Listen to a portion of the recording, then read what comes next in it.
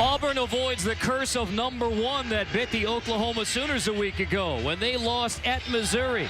Now Oklahoma back on the field looking to respond as the Colorado Buffaloes come to Oklahoma Memorial Stadium, where Oklahoma has a 34-game home winning streak. So the task for Bob Stoops and the Sooners this week: put the one loss behind them and go on about their business with goals in the Big 12 and perhaps even the BCS title game still ahead of them against Dan Hawkins and the Colorado Buffaloes. I'm Carter Blackburn with Oregon's winningest football coach Mike Bellotti and former Washington All Pac-10 quarterback Brock Huard. Challenging week for the OU Sooners. They dipped into Oklahoma Sooner history. A quote from Bud Wilkinson: "Football in its purest form is a fight." Bob Stoops didn't see that from his team against Missouri. Thought the Tigers brought the fight to Oklahoma. Now he wants that fight restored.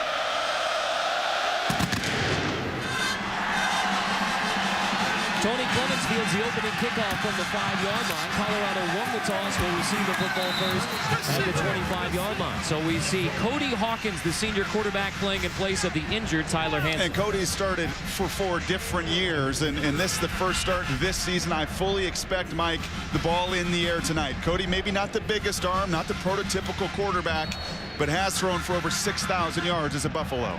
You're right. He's in the top 5 in all passing categories. He was also voted captain this year by his team, even though he was not looking to be a starter. They trust him. He's a veteran. He's battle-tested. Starting quarterback Tyler Hansen out with a ruptured spleen, most likely out for the season. Late clock already winding down as the Buffaloes take the field for the first play from scrimmage. 1 second. Just did it off, apparently. Will Jefferson, the sophomore running back, picks up about 4 on the first down carry. Our Liberty Mutual impact players when Colorado has a football. Colorado's offensive running game starts with Rodney Stewart. He is so quick. He hides behind. He's not very big, but he can run with quickness to the outside or power to the inside. And for Oklahoma defensively, Jeremy Beal, 2-time All Big 12 performer, second in Oklahoma history with 26.5 sacks. And Travis Lewis, the linebacker's a tackling machine, already with 320 and just a junior. Oklahoma gave up 486 yards of offense to Missouri a week ago, but minus yards on the carry by Rodney Stewart. It's Travis Lewis, that senior weak side linebacker, leading the Sooner charge. That's taking the fight to the Buffaloes. That is, and that was one of the things that Bob Stoops talked about last week. He felt that his team did not have enough fight in them. They got to take the fight to the opponent. One of the other things that the Colorado team talked about, being patient with the running game. Won't be surprised to see them feature the run, and they talked about hitting the holes and being patient even in that form of the attack. Colorado's been an excellent third down team, 49% on the year. An early 3rd and 7.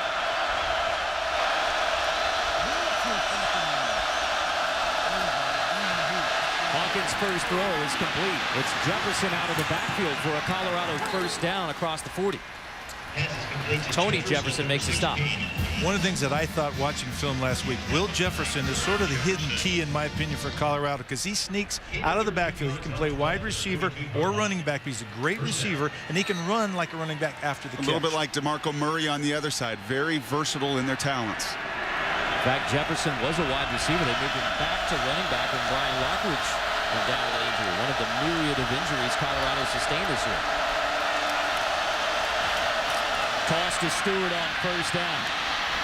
A couple of yards on the left side. This will be the last Big 12 meeting between Colorado and Oklahoma. The Buffaloes are on to what will be the Pac-12 next year. Been some really good meetings. And how surprising is that last line? Colorado's won 5 of the last 7 meetings here in Norman. That's a great rallying cry for the Colorado Buffaloes. Very surprising when you factor Dan Hawkins in his tenure in Colorado, just 2-21 as the Buffalo's head coach.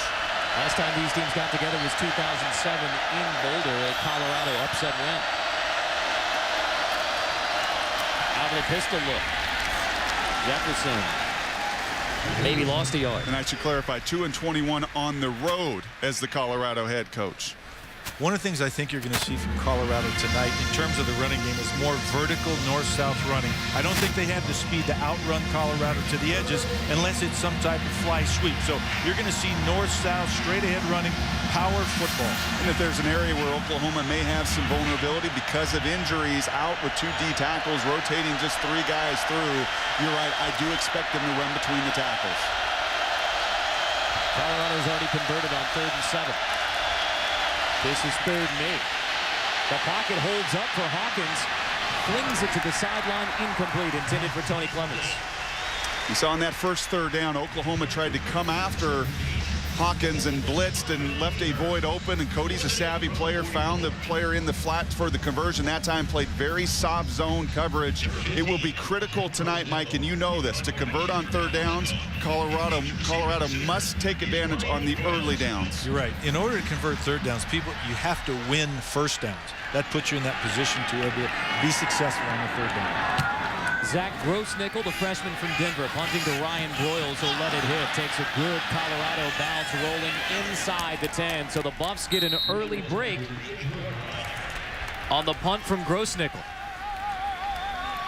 A 48-yard punt with an excellent roll. So now we see the Oklahoma offense led by the now 2nd-year starter, the sophomore Landry Jones. And by all accounts, Landry Jones is a very good quarterback, but the bar has been set very high by Sam Bradford. He's comfortable in the pocket. He's got great feet. And maybe more important than that, he's more comfortable with all the stuff that happens before the snap now. And what stands out on film, a lot like Sam Bradford, Landry throws a very tight spiral, very accurate, very effortless in his release, and maybe not the most athletic guy that you're seeing the mold in college football, but he's nimble enough in that pocket. And Mike, as you mentioned, DeMarco Murray, the senior running back, telling us yesterday, Landry Jones in the huddle at the line of scrimmage. Much more confident tone in his sophomore year. Jones out of the shotgun on 1st down, the sweep. And it's no surprise that the early handoff goes to Roy Finch. He is the true freshman who missed the first 5 games of the year with a serious ankle injury. He's played the last 2, and he has averaged over 6 yards a carry. They like the explosiveness from Roy Finch. He's got great speed. He's got great acceleration. He's the most explosive player on the Oklahoma football team. And officially, that was a pass. So reception as that one is broken up. And did we say that Roy Finch was a true freshman, right? And they talked about sometimes those things get screwed up. He's only practiced for about 3.5 weeks the whole season. And I like what the coaching staff said to us. He's only had a couple Tuesday and Wednesday practices. Those are the heavy work days, and there you see some miscommunication at the quarterback. DeMarco Murray is lined up as a slot receiver. Finch in the backfield, and he takes a pop as he picks up a couple. Michael Sapili, the middle linebacker, senior from Honolulu, makes a stop. One thing about Colorado, and Oklahoma coaches address this and talking to, that's a nice hit, delivering the blow. Very physical within this front 7 is Colorado's defense. Sooners hurry to the line for 3rd and 11, as they will do throughout the night. Only one deep safety back for Colorado, so Landry Jones wants to have a long look at the D.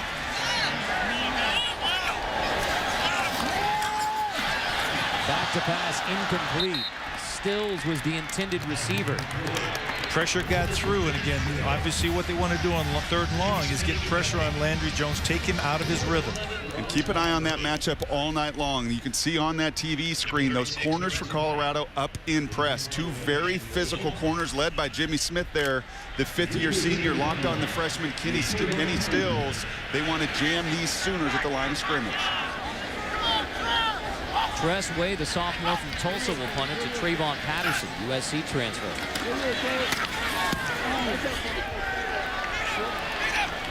Patterson takes it at the 35. Nothing doing on the outside.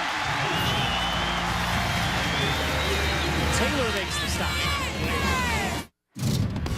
In general, you don't want to mix zombies in a college campus, but here at University of Oklahoma, the zombie 5K run, the zombies have to jump out and try and get the flags of the runners who are then converted into zombies. So it's kind of a hybrid between capture the flag and a great tradition. Your campus sing, all the different social organizations get together. This was all last night, part of the Halloween festivities, and then Rocky Horror Picture Show on campus.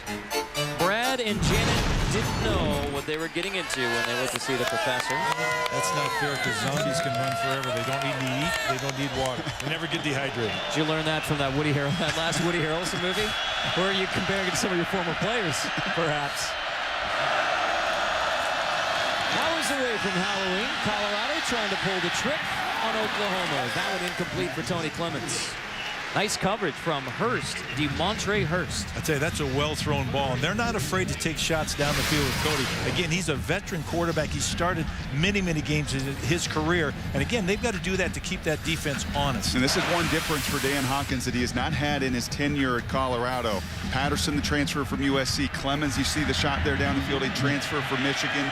Richardson, really their most explosive player, just a freshman. They have some talent on the outside. Cody Hawkins, the senior out of Boise, Idaho. And his father, Dan, was the head coach at Boise State. Stewart, nowhere to go. Back to the line of scrimmage. Let's check in with Wendy Nix. Mark, thank you very much. We check in with a game over on ABC, Oregon and USC, and no one expected a defensive showdown. So far, so good. Darren Thomas to Jeff Mail, a 45-yard connection, puts the Ducks on top, 22-17, tail end of the first half. You said there was going to be some points scored in that one, Coach. Yeah, I think that'll go to the fourth quarter, and I think Oregon will outlast USC. Another second-half team with the Ducks pace, similar to what Oklahoma wants to do on offense. Colorado facing 3rd and 10. Hawkins incomplete behind the dragging receiver, Tony Clements. Right now, you're getting a stalemate at the line of scrimmage, which does not favor Colorado. They need to be able to run the football. Getting in 3rd and long each time is not going to be good, but they've got to make those catches, too. Those are catchable passing. They're not great. They're vicinity throws, but again, they got to be caught. Colorado actually leads the Big 12 in 3rd down conversions in 50% this season. But so far, as you address, you get in the 3rd and 9, 3rd and 10. It's not going to happen here in Norman tonight.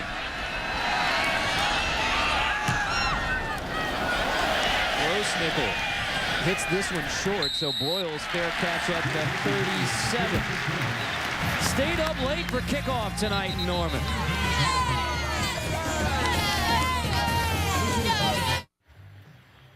ESPN's College Football Primetime, brought to you by Pizza Hut. Enjoy all your favorite pizzas at new lower menu prices. Your favorites, your Pizza Hut. At Lexus, this is the pursuit of tomorrow. This is the pursuit of perfection. Among the great games between Oklahoma and Colorado, 1956 in the midst of Oklahoma's 47-game winning streak. Sooners had to come back to beat Colorado. In 1970, they debuted the wishbone. As Landry Jones completes that to DeMarco Murray for a short gain. Jaleel Brown on the stop. Colorado will not hurt themselves defensively. That is one thing that really, other than the game at Cal where they really got taken out to the woodshed 52-7, this is a very sound defense that keeps things in front of them.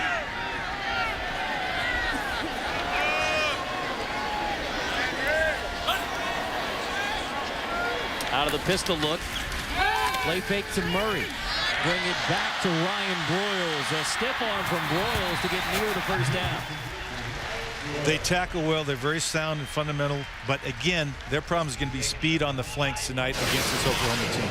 And Broyles, second in career receptions at Oklahoma, quickly chasing down Mark Clayton, well, largely because of that. They will get him the ball in a number of those screens, those swing passes, those bubble screens, smoke screens, very active. 70 of catch-up the season. He leads the nation. Football Bowl subdivision, that is, in receptions per game. Trey Miller, the true freshman from Columbia, Missouri. Fullback that they're very high on in the future of the OU backfield. When they recruited him, he was returning punts in the game in the high school. So again, they knew he had great hands and great decision-making. Offensive coordinator Kevin Wilson said he could have gone to Stanford, great academic profile. He liked the idea of being a big back in an Oklahoma offense. That's what he was becoming.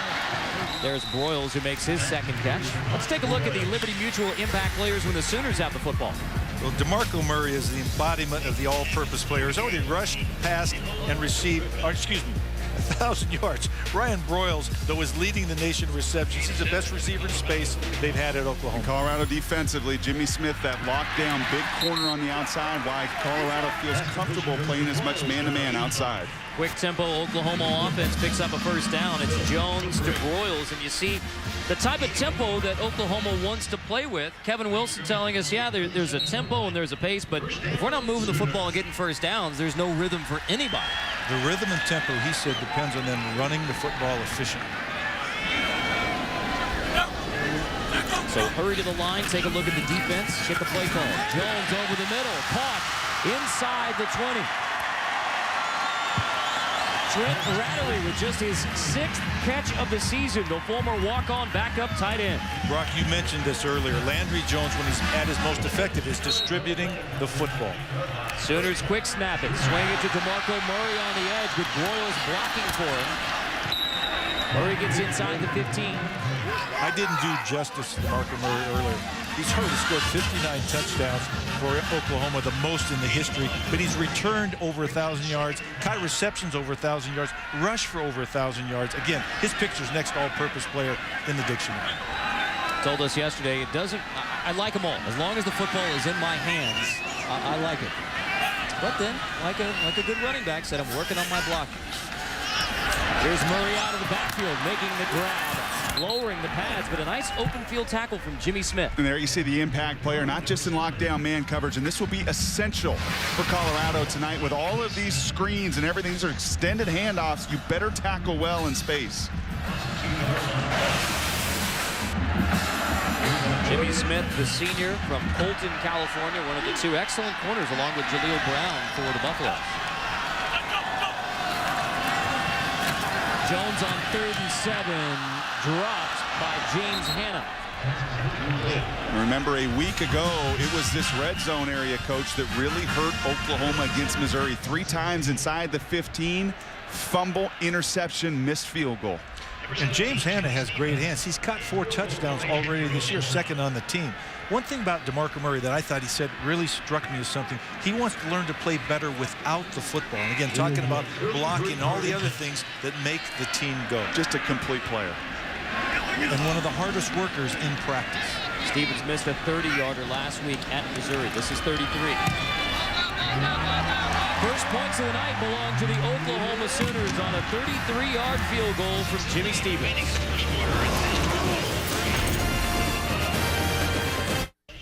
Oklahoma scores first to make it 3-0. Carter Blackburn with Mike Bellotti and Brock Heward. A number 9 next to the Oklahoma name. A week ago, there was a number 1 next to it. They lost to Missouri.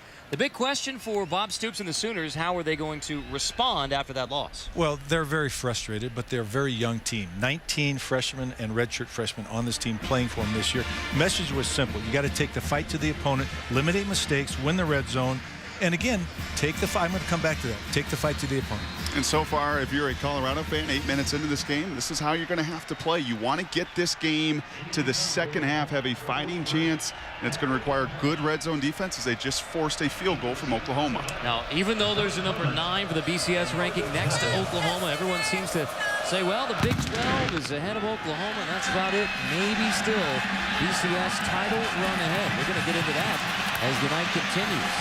Lemons across the 20 as we check in with Wendy next. 3rd quarter. First time since 1986 that Baylor has been ranked and Texas has not between the meeting between the Bears and the Hornets. And the first time in a long time that Baylor's had a quarterback like Robert Griffin. He is a special talent. From Copperas Cove, Texas. Cody Hawkins in Colorado from the 23. It's Stewart on first down. There's a flag as Stewart picks up about 5.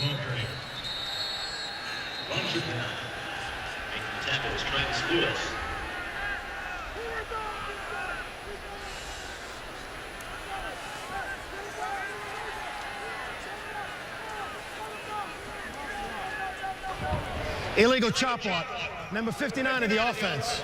Penalty will be half the distance to the goal. First down. That's David Bakhtiari, the right tackle, as we look at the Discover BCS standings entering today. When, as you see, a lot of stuff changed. I mean, and Oregon's in a dogfight right now. Auburn secured first place, obviously, but Michigan State and Missouri down for the count right now. Anytime you go on the road into very hostile environments, that's what Bob Stoops said to us yesterday. Yes, they were terrible in the red zone, but Missouri was a hornet's nest a week ago. And when you go on the road and you don't play quality football, you make mistakes, you're going to lose. And that's exactly what happened today with both Missouri and Michigan State. And next week it's TCU versus Utah, 4-8 facing one another. Hawkins blitzed. It's tipped in, incomplete. Frank Alexander got a hand on it, but Tom Ward applying the pressure. That was one of those new formations that Oklahoma talked about. They had to be ready to defend.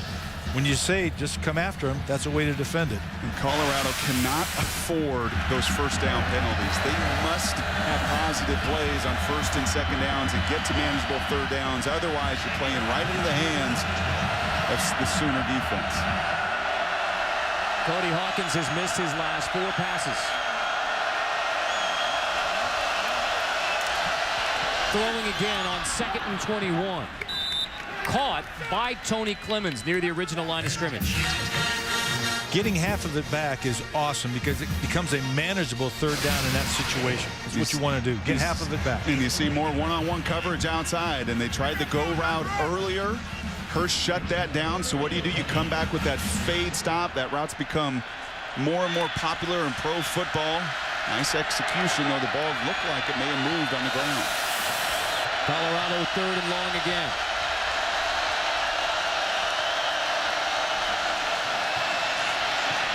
Hawkins to a check down receiver, well short of the first down. It's Will Jefferson out of the backfield, so the Buffaloes will have to punt again. And again, Brock, you brought it up. You can't start with a long penalty. You get yourself in a hole, especially down in your own territory, because part of this is winning the field position battle through keeping the play going forward and winning special teams. And very sound defensively for Oklahoma. You keep everything in front of you. You've got more speed. That's very obvious in these first 3 series. Keep things in front of you and swarm to the football. Buffaloes talk about possessing the ball, and they go 3 and out on the last 2 drives. Gross Nickel punts away from Broyles. It comes the rest near the 30-yard line. After the win last weekend, Denny Hamlin finds himself just 6 points behind Jimmy Johnson, making this the closest chase in history. Now they head to Talladega. The chase for the NASCAR Sprint Cup continues with the AMP Energy Juice 500 at Talladega. ESPN tomorrow, 1 Eastern. Just 4 races left. And I love how halfway through the year, everyone was counting Jimmy Johnson out. There he is atop the Sprint Cup standings again. And they can all win, right? I mean, there's 4 races left, and that really is wide open. Oklahoma football here, 1st and 10. Field goal drive last time for the Sooners. This is DeMarco Murray, the senior from Las Vegas, Bishop Gorman High School, only a yard. You know, one of the other things Bob Stoops is telling his team after looking at the BCS standings, they're the 2nd-ranked 1-loss team. Then they can win the division champ, they can win the conference championship. The BCS is not out of the question. Sooners quick snap it again and pick up a first down. Trey Franks, the true freshman from West Orange Stark High School in Southeast Texas. Right now, Oklahoma is very content to get the ball outside to its playmakers, not running up the middle where that's Colorado's strength. Quick snap again. Jones swings it to Trey Franks again. Back-to-back reception for Trey Franks, who had just 6 on the year. Add 2 more. And I really liked what defensive coordinator Ron Collins said at Colorado. They use that fast-paced tempo not just to keep our same 11 on the field, but it really highlights the potency of their athletes out in space. Very athletic offensive line for Oklahoma. Blocking for Landry Jones here on the roll. Incomplete, intended for Stills. Yeah, and only a sophomore. Discretion, the better part of valor. Throw that ball away. But all of those long passes, those long handoffs, take great accuracy to allow the play to have a chance for success. You got to throw it right on the money, not behind him, not over the top, but again, let him run in space. Landry Jones has already completed 10 passes. Cody Hawkins only 1.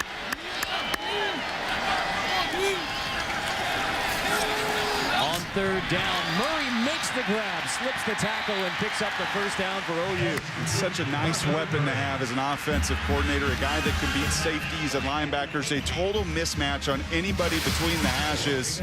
Second all-time to Quentin Griffin for all-time receptions out of the backfield, and there's nothing there that Sapili could do to match up with his speed.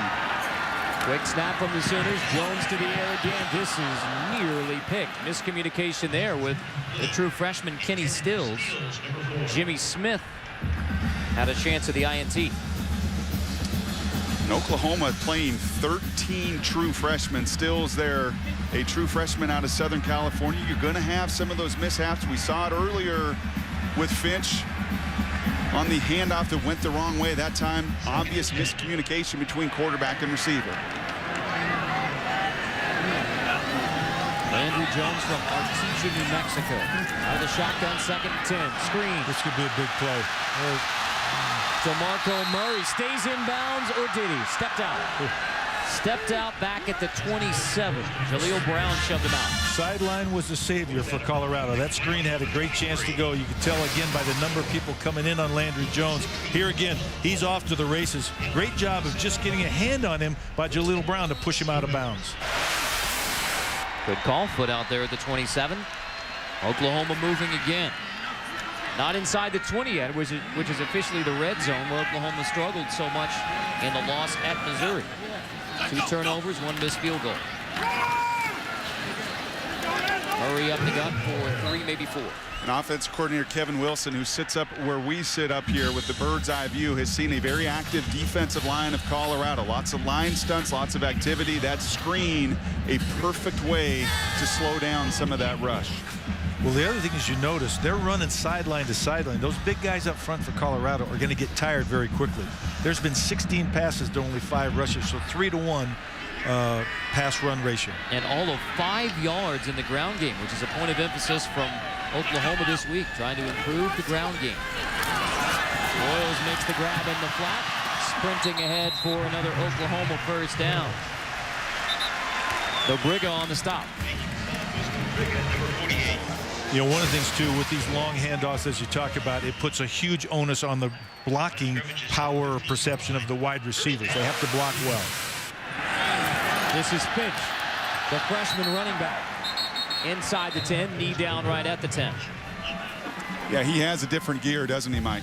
Yeah, he's 4.5 in a hiccup. You know, he gets there so fast. They said they don't know how fast he is, but he is so quick and has such great acceleration. Good story in the Oklahoman today about his nomadic formative years. Dad was a doctor in the Air Force. He spent a high school year here in the state of Oklahoma while his dad was stationed here. So that was his really first exposure to Oklahoma. Said if I hadn't spent that year here in high school, I don't think I'd be wearing the crimson. Finch gets it again on 2nd and 5. Picks up a couple of positive yards. That's about the 3rd time that we've seen Sapili fly in from his middle linebacker spot. Colorado without 2 of their top 3 leading tacklers because of injury. That bumps Sapili up, and I'll tell you, he gets his hands on you, and you're going down. He's a physical linebacker, and he's responded to the challenge of being the guy back there in the middle. 3rd down and 3. Murray motions. Jones looks to him in the backfield. DeMarco Murray dragged down and dropped by Jaleel Brown. Did we tell you that those Colorado corners are physical? Great job of getting off the block that time. We talked about you got to hold those blocks a long time on this lateral passing game of Oklahoma. And I know Dan Hawkins and his staff are in battle, and that's probably putting it kindly. But I'll tell you, there's 2 statistics that I always look at. Your 3rd down percentage and how do you play in the red zone. And in both of those areas, you've seen them highlighted in this first quarter. This staff and Dan Hawkins have done a nice job this season. Oklahoma now 0 for 2 in scoring touchdowns in the red zone. Before the 26-yard field goal attempt, that's the end of the first quarter. So a field goal from Oklahoma, a field goal attempt coming for the Sooners.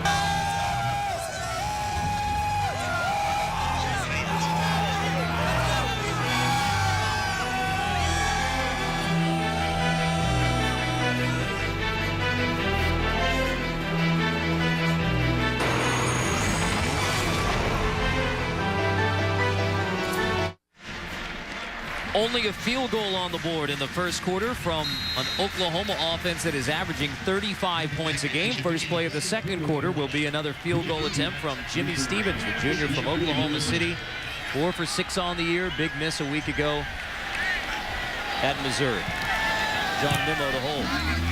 26-yarder is good. Oklahoma has a 6-0 lead. Buffaloes give up a couple of scores, but they're right in it at the start of the second.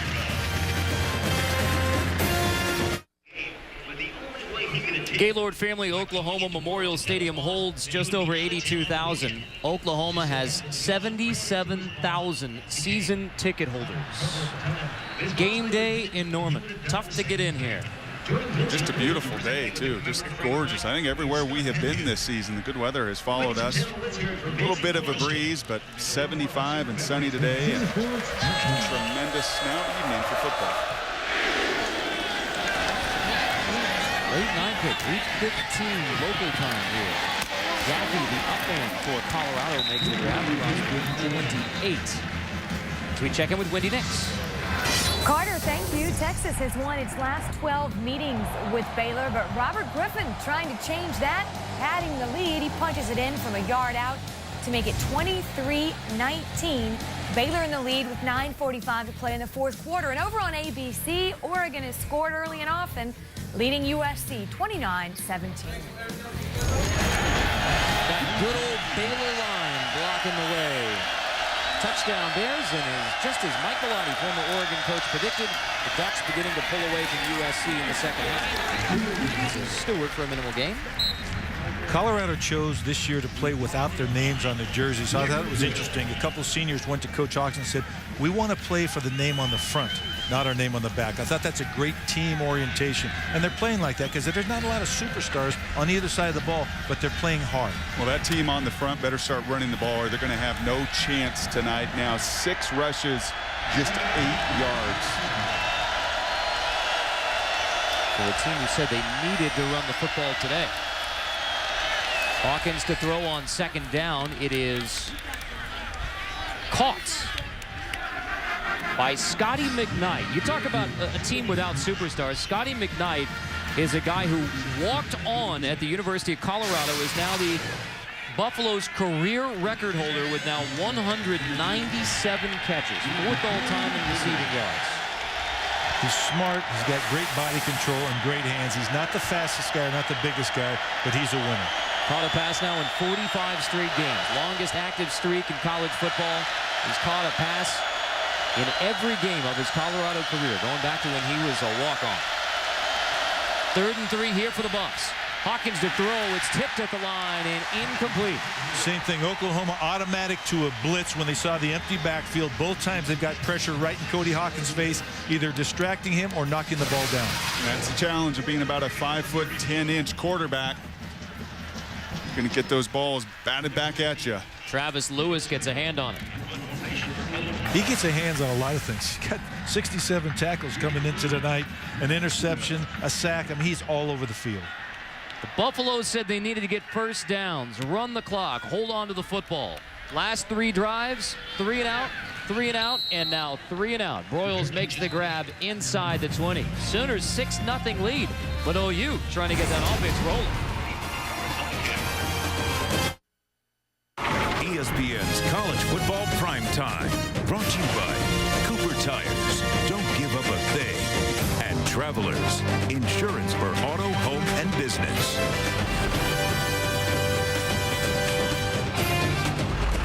I'm standing in front of the University of Oklahoma Seed Sower statue. Every year, the South Oval gets decorated with over 20,000 mums. Also, the statues across campus are decorated in Halloween costumes. Welcome to my university. Morgan was the homecoming queen, so congratulations to Morgan. Now, OU fans were encouraged to dress like their favorite coach in OU history. I don't remember the Darth Vader tenure here in Norman. Landry Jones swings it out of the backfield to Roy Finch. So Oklahoma's gone on a couple of long drives last time they've had the football, but only 2 field goals. You see the production there. It will be a bend but not break defense tonight, and you see some more sound fundamentals. Those corners outside funneling those screen passes in, letting the flow come and make the tackles. Landry Jones from the shotgun turns and hands to Roy Finch. There you see some of the explosive burst from the true freshman. And Kevin Wilson was pretty honest with us yesterday. He said, listen, we're not going to be that team this year, not with the youth we have up front that can simply line up and smash mouth you, but they have to be more proficient in the run game. Before that run, 7 runs, 13 yards. They need to at least threaten that defense with run. You're right. He said, again, which we've heard many times this year, we need a more physical presence. We need more punch at the line of scrimmage. They've recruited athletes. They're very adept at pulling, getting to the outside, but they've also got to be able to knock people off the ball.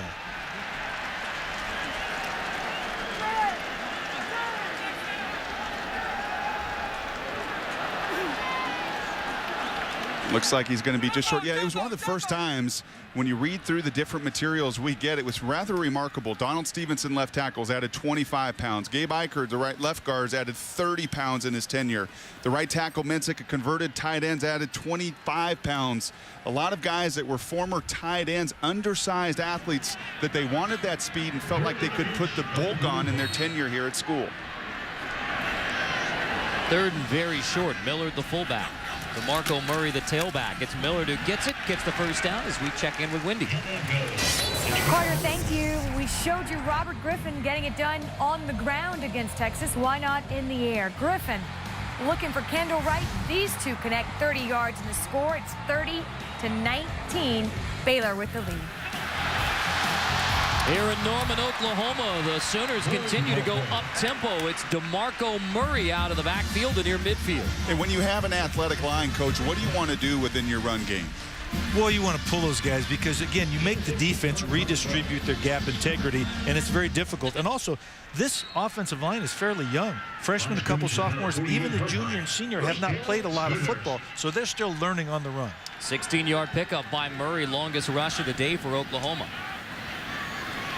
This is Finch in motion. Play fake to both of the backs. Jones over the middle. Caught. It's Rattery with his second grab. A former walk-on tight end had only 5 catches coming into tonight, 2 in the first half. And it's such basic football 101. When you can run the ball a little bit, when you provide that doubt and that thought to a defense, it opens up that play-action pass. Sooners quick snap it inside the 30. Finch, cutback. Finch dropped as he reaches the 20. One of the other things that's going to happen, the fatigue factor in terms of the Colorado defense being on the field so much and so long and having to run sideline to sideline will take its toll over the course of this game. Terrell Smith, true freshman from Patterson, New Jersey, on the stop. Finch leaping over defender, picking up another OU first down to the 15. And this is a thin Colorado defense that has just been marred by injuries. You have a true freshman safety. You've got a lot of inexperience. You don't have many guys to rotate in and out. So watch how many hands get on the hips here, because this defense has been on the field an awful lot in this first half. The first downs now are 12-1. Oklahoma over Colorado. 8th play of the drive coming here for OU. And there you already see Forrest West hitting a knee.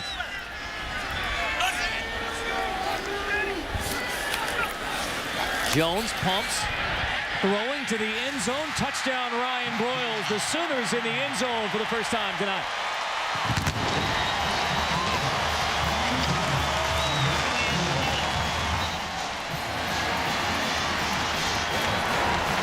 Last 2 Oklahoma drives, they settled for field goals. Not so this time. Landry Jones to Ryan Broyles, 5th, 6th touchdown catch of the year for Broyles.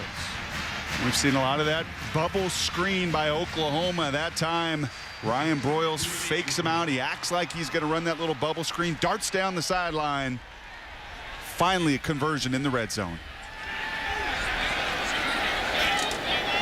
You know, the disparity in time of possession is not as great as the number of plays that have been run during that time.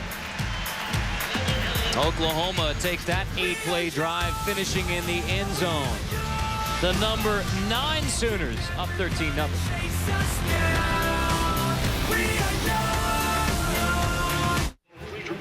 Edward and Stephanie Moore looking on as Ryan Broyles' son makes a grab for his 6th touchdown catch of the year. They use Ryan Broyles all over the field of the Oklahoma Sooners. Not your typical split in wide out is just going one-on-one against the defensive back. They like to get matchups created on safeties, linebackers, and also just put him in space because, as we talked about earlier, his peripheral vision, his ability to manage himself in space is the best on this team. 2 weeks ago, last home game against Iowa State, he had 13 catches in the first half, 15 in the game. This is Trayvon Patterson across the 35 for Colorado. Now our playing favorites brought to you by Pizza Hut. Let's go right back to Ryan Broyles, the junior from right here in Norman.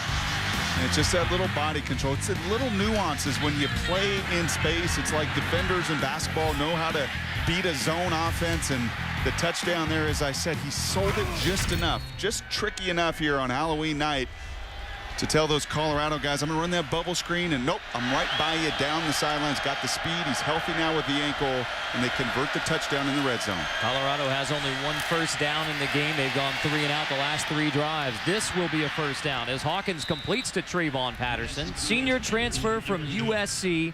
When the NCAA sanctions came down this summer at Troy, the upperclassmen were given the option of transferring without having to sit out the normal year because they wouldn't be able to play in a bowl game. So the senior from Long Beach Poly High School said, you know what, if I want to be an NFL receiver, I got to learn how to play in all sorts of weather. I'm going to go to the Rocky Mountains, play in some snow. He did a nice job of flattening that route out. Oftentimes when a play develops that long, those guys can drift down the field. He was nice and sharp in his cut. Gave Hawkins a nice target across the middle. Did he really say he wanted to go play in the snow? That's true. Stewart, nice cutback from Rodney Stewart, the junior out of Westerville, Ohio.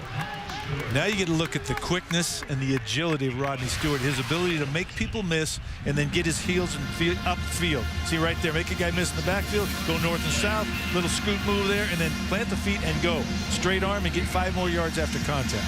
17-yard pickup for the 5'6", 175-pound back out of Brookhaven High School. Very lightly recruited. Some MAC schools wanted him to walk on. They got a late scholarship offer from Colorado. 17-yard gain, the longest play for Colorado tonight. Hawkins looking to the end zone. On first down, receiver Clemens falls down. No flag. It's Jamel Fleming in coverage. Fleming did a very nice job with his eyes. Colorado tries to, you see this many times with this kind of field position, to take a shot. They tried to fake that run play, and Fleming doesn't bite at all. He did a great job. He didn't bite any of the play action. He stayed way over the top of the ball, and he played the ball, not the receiver. OU fans were booing because they wanted offensive pass interference as Clemens had the takedown move on Jamel Fleming. Colorado takes a shot, comes up empty. 2nd and 10. Hawkins looking for the screen. It's not there, so Jefferson the other way. That's incomplete. Here comes 3rd and 10. Great reaction by the pass rush of Oklahoma. They read screen, flattened out, and retraced their steps back to the outside to stop, and they had a double screen setup. Both sides. Great job by the Oklahoma defense. When you hear coaches say they're very sound, well, that's a perfect illustration of it. They read, they react, they trust their keys, and they break down that screen pass. Alexander right there in the face of Hawkins. Colorado was near 50% on the year on 3rd down, just 1 for 5 tonight.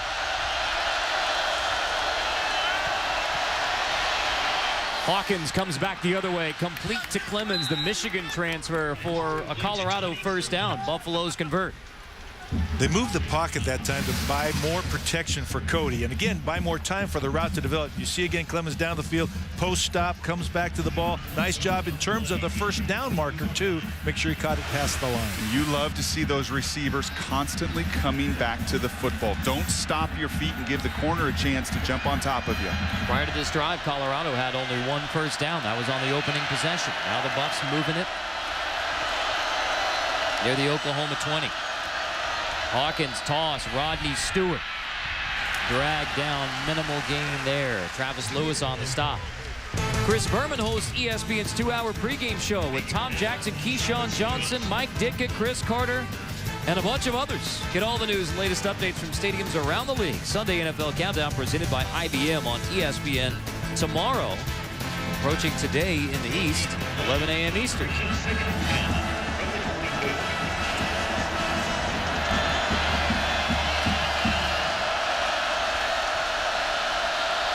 Two tight end set for Colorado on second down. Play fake to Jefferson. Hawkins rolling, comes back across the middle, caught. There's a flag on the play. Luke Walters makes the catch. That could be pass interference against the offense. It looked to me as if the receiver pushed off from the DB.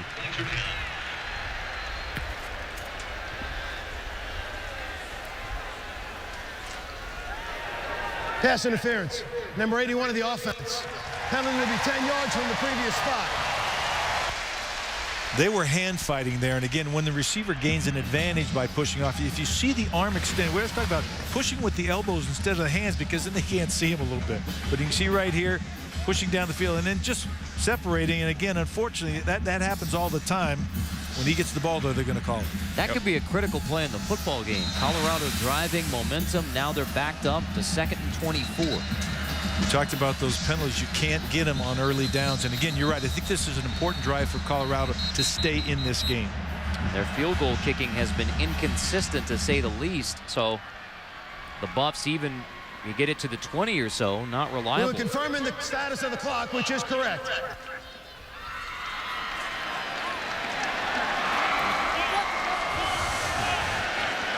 The confirmation has been affirmed.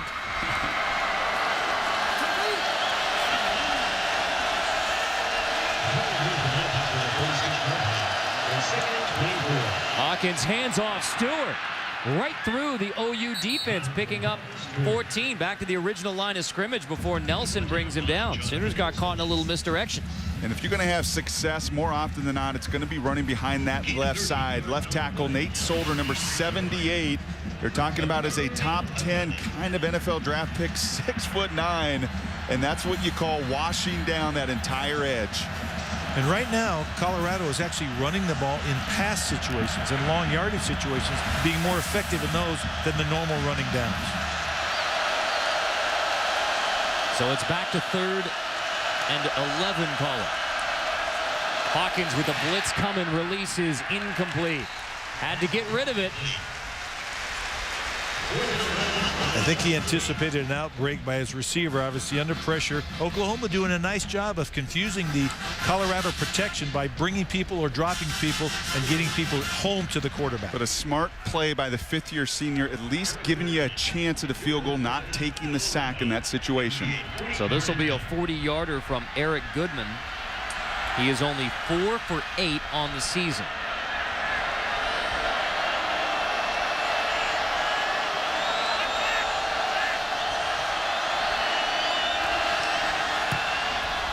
This 40-yarder is good. So Colorado's on the board. Dan Hawkins can't even watch the kick anymore. Just tell me we got 3. Celebrating its 6th year sponsoring the Good Hands Field Goal Nets, Allstate makes contributions to participating universities' general scholarship funds for each field goal and extra point kick. To date, Allstate has contributed more than $2.2 million in scholarship monies. Field goal good from Eric Goodman from 40 yards as we near Halloween. And that's one of the masks that they were distributing here. I'm not sure if that's like Oklahoma throwback Punisher look. I don't know. It's a football player or a hockey with a bad mask. Yeah. Goalie. We're in Norman, Oklahoma. I'm guessing it's related to football. Murray brings it out of the end zone and dives over the 20.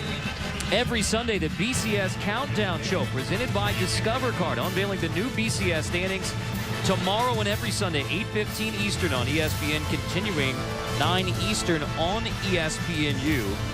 Reminder that Oklahoma is 5 by the average computer ranking. So even though there's a 9 next to their name, average by 5, still those games at Baylor, at Oklahoma State, and then potentially a Big 12 championship game. So as we head into November, Oklahoma still belongs in the conversation for BCS title game. minimal gain there for Murray. In fact, he loses a few yards. Forrest West leads the way. And we talked, too, about the fact that Alabama is the one-loss team ahead of them. They play LSU and Auburn still. And, again, Oregon ahead of them has USC, Arizona, and Oregon State. They're getting all they can handle tonight with USC. And the news of the day with Michigan State and Missouri both losing, two of those teams ahead of Oklahoma. Can you explain to me why Oregon is so far back in the computer rankings? I mean, one computer has them at 11. I think it's strength of schedule. They didn't play anybody early. Portland State, New Mexico, etc. And they will gain points as this thing goes forward, assuming that they can defeat teams like Arizona, USC, Oregon State. So again, the meat of their schedule is to come. The bottom line tells us that it's USC by 3 right now. So a question for the Ducks tonight. So could be a really good day for Oklahoma fans. Michigan State, Missouri, potentially Oregon, and oh yeah, the Texas Longhorns getting beat by double digits right now by Baylor. Landry Jones to throw on 3rd and 12. Broyles makes a great grab, and it's all Ryan Broyles.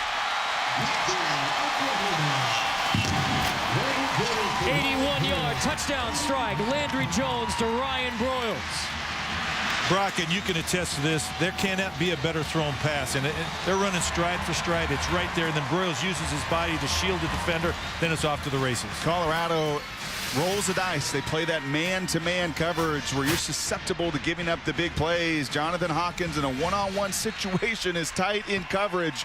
But you're right, Coach. A perfect throw can beat perfect defense. Last 2 Oklahoma possessions have ended the same way. Landry Jones to Ryan Broyles. This one in spectacular 81-yard fashion. PAT is good. Mom and Dad Sooner love it. So does the rest of Oklahoma Nation.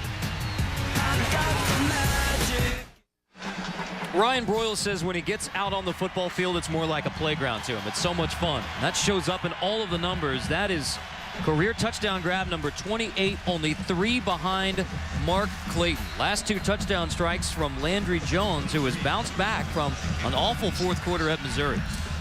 Yeah, tough 4th quarter, but he's answering his critics tonight. He's 17 out of 22 for 235 yards, 77% completion, and 2 touchdowns already. It's a guy who's thrown for over 2,000 yards a sophomore year, completing 67% of his passes. Patterson was upended nearing the 30.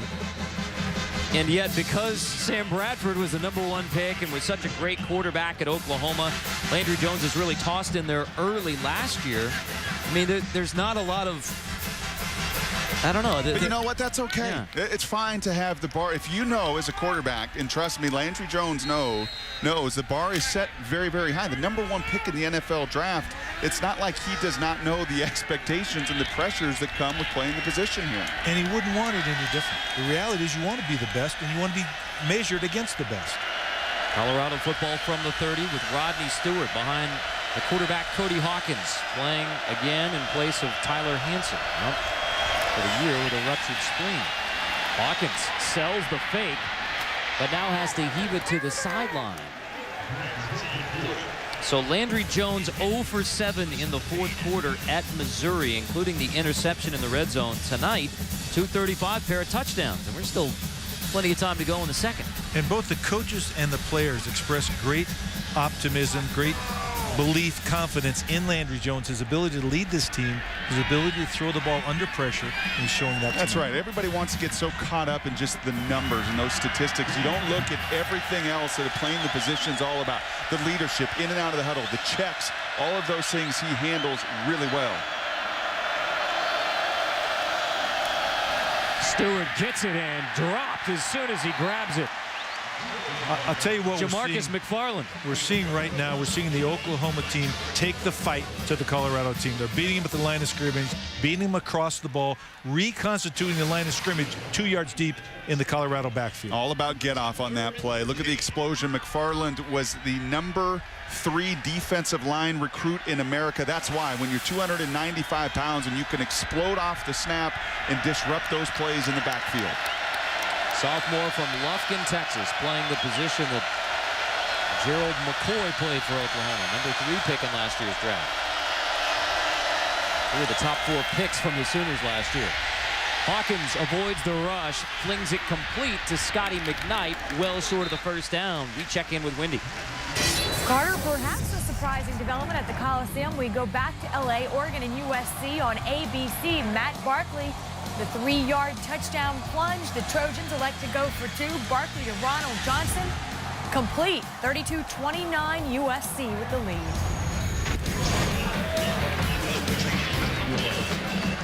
Still a lot of time in that game, and I'll tell you, the one area where USC is really hurt with these transfers, as we've seen even one here on the field tonight, their lack of depth. Watch that come into play in the 4th quarter. Gross Nichols punt fielded by Broyles. Return of about 5 yards to the 33. The depth of USC's defense will be tested tonight, again, especially with Oregon. If they can convert 3rd downs, they keep the team on the field. It'll be tough for USC to hang with them into the 4th quarter. However, we knew it was going to be a slugfest, a scoring deal. Whoever has the ball last may end up being the winner. And I'll tell you one thing about Broyles tonight. There was some concern about his health. He's had a nagging ankle injury. He didn't practice much before the Missouri game. Got a few days in this week, and very, very evident tonight he is full speed. 81-yard touchdown pass play. The previous time that Oklahoma had the football, Landry Jones for Ryan Broyles. Play fake on first down. Jones has to get rid of it. Will this be grounding? Looked like the ball got across the line of scrimmage. It was B.J. Beatty, the senior from Hawaii, applying the pressure. And Beatty looks like he fell on the leg awkwardly as Landry Jones is limping. Looks like he gets both feet up, but he's grabbing that right ankle, that left ankle. So keep an eye on that left ankle for Landry Jones, Oklahoma quarterback. Pistol look here, play fake, fling it back the other way, complete, and now a reversage of field. This is Kenny Stills. One of the fastest guys on the team, and you can see how he uses that speed. That's a design play for the other side of the field. Hit it and go. He didn't like what he saw, came all the way back across the field. Landry Jones was not moving very well. He didn't turn his feet on that throw. He threw it without his feet. If that's a problem, that may manifest itself later on in lack of accuracy. Yeah, one thing you've seen with every Oklahoma quarterback, they wear that brace on the left knee. Become more popular with a lot of drop back quarterbacks to try to protect that front leg.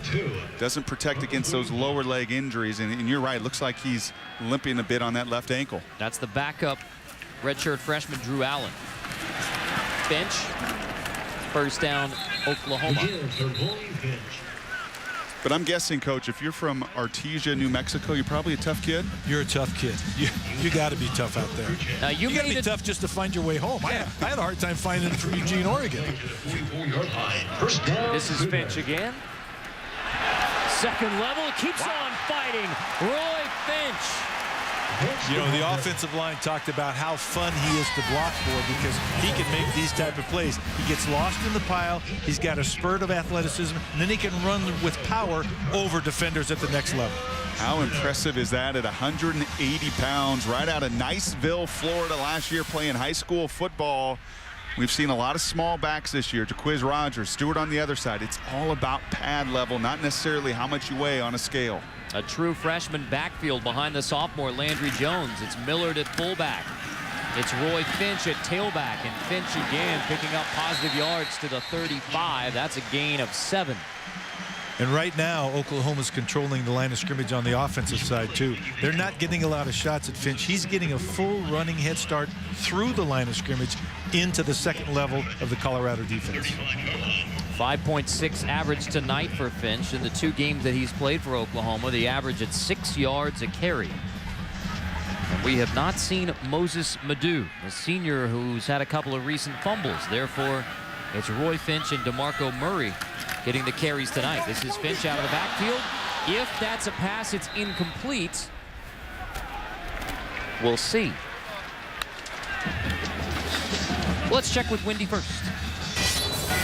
Carter, thank you. you. We go back out west. A reminder, this game going on over on ABC. Oregon trying to answer that USC touchdown. Darren Thomas to Jeff Mail. The second time tonight these two have hooked up. More offense, go figure, 36-32 Ducks.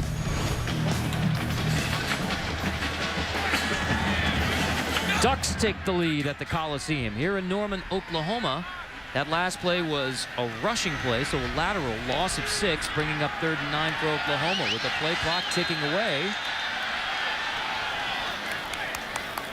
Sooners will take a timeout. This is the first charge timeout for Oklahoma of the first half. 30 seconds. Let's take a look at our FaceTime profile brought to you by Edward Jones.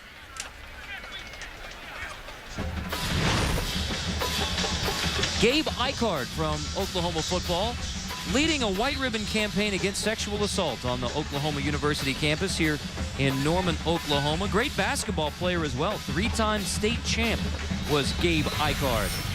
Our Edward Jones FaceTime profile, also valedictorian at Bishop McGuinness. And yes, he is a zoology major.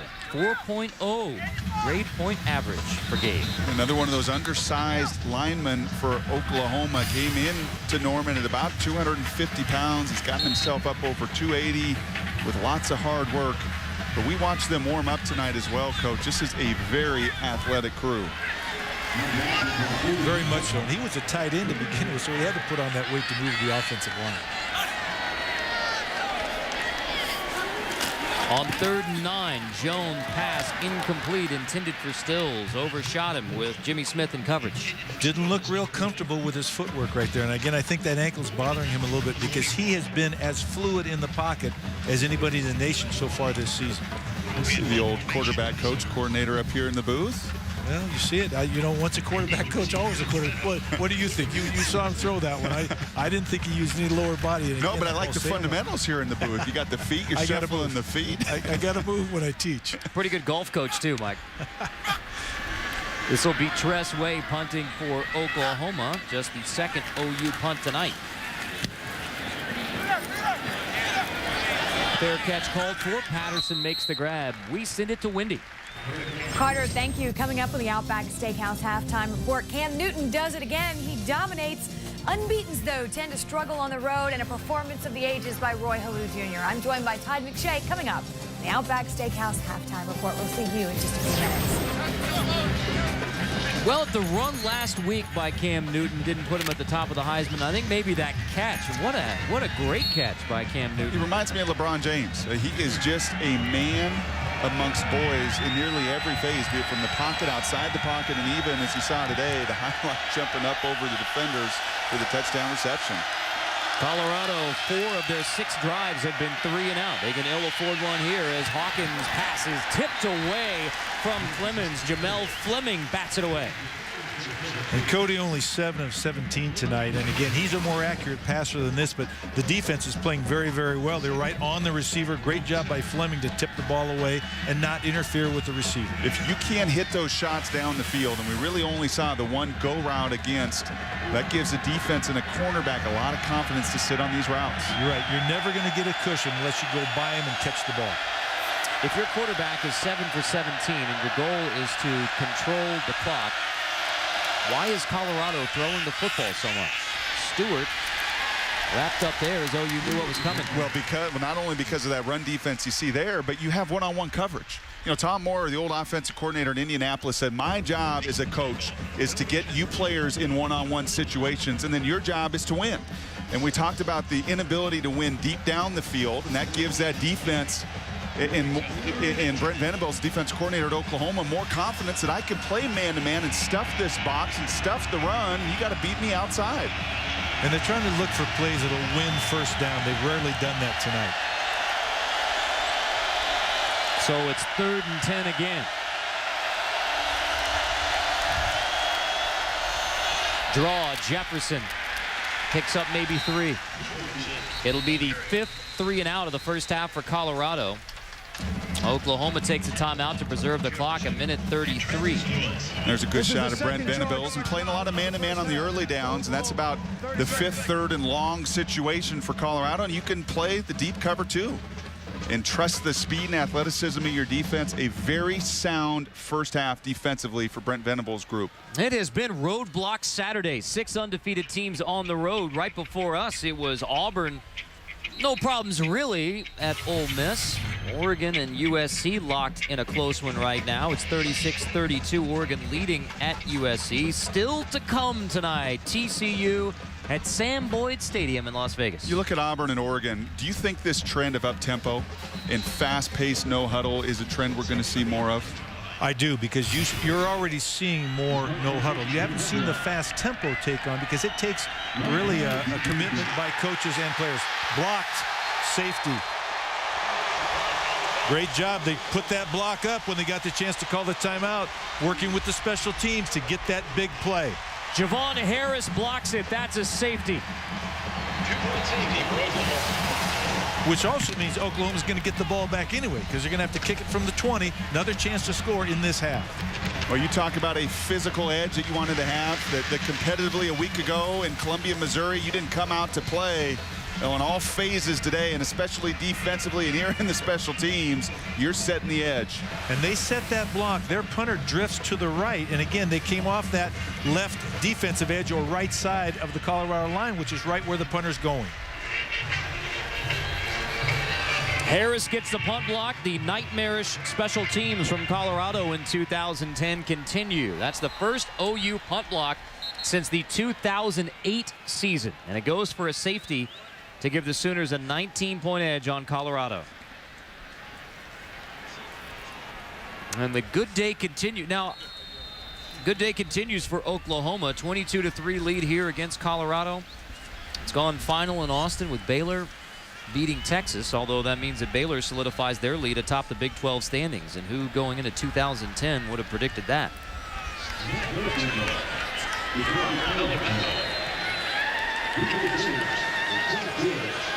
So Gross-Nickel will punt from the 20 after the safety. Broyles is the return man, fields it at the 31. Already 2 touchdowns tonight for Broyles, and he returns this one back to the 48. Minute 22 left on the clock. OU ball. And sometimes you try to be cute with that rugby-style kick, you can get yourself in trouble. Well, especially because the overlay that side came right up between there, got us crack in the backside protection. And again, the punter rolling to that side made it a shorter distance for the rush team.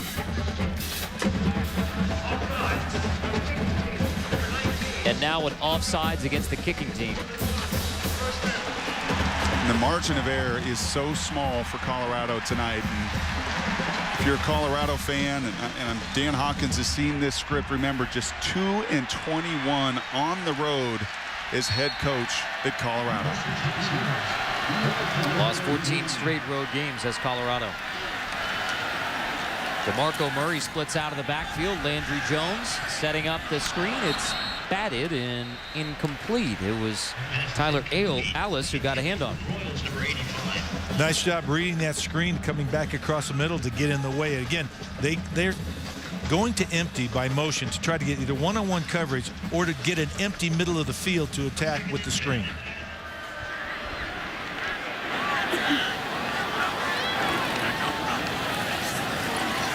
Blitz coming. Jones picks it up, finds Murray out of the backfield on second down. DeMarco Murray across the 39-yard line. That's first down number 17 tonight. They're doing something interesting with Murray out of the backfield. He's stepping forward like he's going to block, and then he's releasing. And again, the rusher coming on just comes after the quarterback, leaving Murray uncovered down the field. Jones to the end zone. Flag down. Kenny got his feet tangled up with Jaleel Brown. Looks to be pass interference on Brown. Had a step on him, but if it's unintentional, a lot of times that is not called. If they feel intentionally he steps on the receiver, it can be pass interference.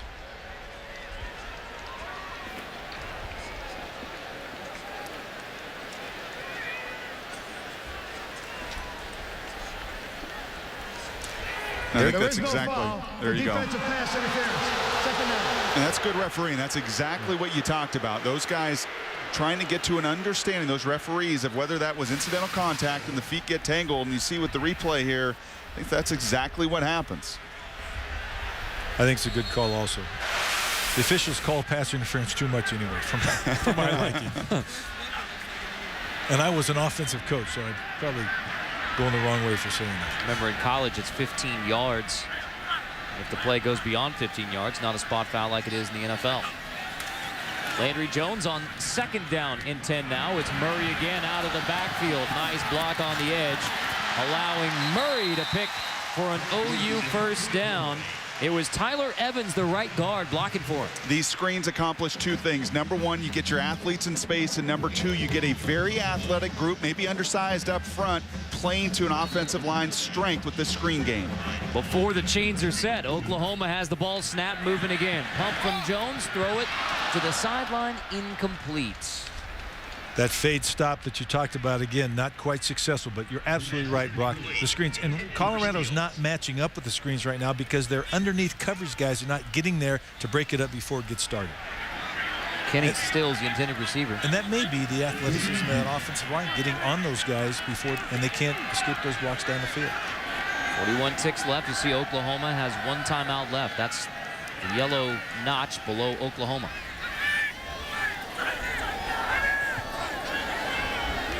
Fusion here getting the play off. 5 seconds, they get the snap, screen, Jones complete, Murray on the edge. Murray diving near another OU first down. This could be close. He stays in bounds.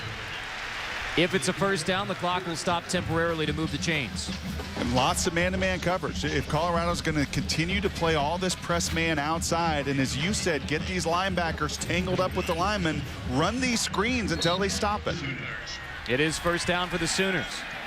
Jones to Murray again. Basically the same play. This time Murray steps out. You'll see that from Oklahoma too. Same play. Yeah, this was a pass play. They're just getting the ball on the outside, letting him run. It's also smart because he can get as much yardage as he can and then step out of bounds to stop the clock.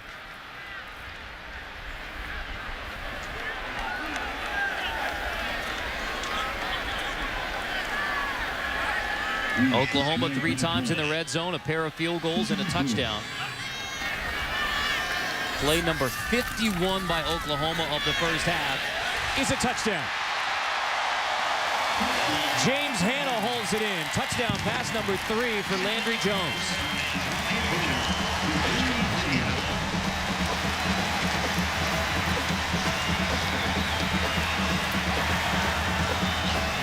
And James Hanna, his 4th consecutive game with a touchdown. Just watch the body control here to get inside the safety, and you give your quarterback confidence when you show him that number. And we've all seen tonight, Jones very accurate. You give him a target, he's going to hit it. And Oklahoma, as you said, on a pace to run over 100 plays in this game. Basically a 9-point swing as Oklahoma gets a safety on a punt block, get the football back with just over a minute to go and turn that into 7 points. Landry Jones to James Hanna. Whole lot going on this weekend in the Metroplex, as they call it. You can catch up with it all at ESPNDallas.com. Rangers in the World Series, Stars in action, Mavs in action, Cowboys meltdown. Plus, Tim McMahon has a great piece on Landry Jones. Is he the best quarterback in the Big 12? And you can look at our 3 smiling faces with a recap after this one on ESPNDallas.com. Well, you make your home down in Texas. Do the Rangers have a chance? Well, a 4-2 win tonight is what the bottom line tells me. So, yes, indeed, fighting back from that 0-2 deficit. Well, don't ever count a Nolan Ryan-led franchise out of anything. Otherwise, he'll put you in a headlock and put a good beating on you, Brock. He'll throw the high hard one. Yeah, he'll do that too, all of them. Well, I think Oklahoma has answered the call of their head coach. He wanted them to come out and play physical. They have set the tone. They've set the tempo. They've taken care of the football after a couple slow starts in the red zone, settling for field goals. Much better execution in the second quarter. Colorado's last win against Georgia. They rushed for 235 yards in Boulder. Tonight, only 40 rushing yards in the first half. They're down 26 with 17 seconds to go in the second quarter. So Colorado talked about time of possession, running the football, keeping it away from the big play Oklahoma offense. Instead, 5 3-and-outs in the first half. The first down count goes 20-4 in Oklahoma's favor. And that's exactly what Colorado did not want. They needed to possess the football, to get first downs, and to stop Oklahoma on third down. And unfortunately, they haven't got that many third downs because Oklahoma's been so effective on first and second down.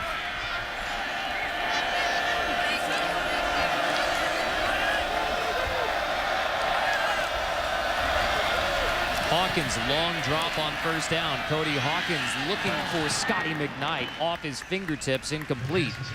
11 seconds to go. And that's what they need. Offensively, if you don't loosen up this Oklahoma defense, they're going to continue to sit on you and suffocate your offense.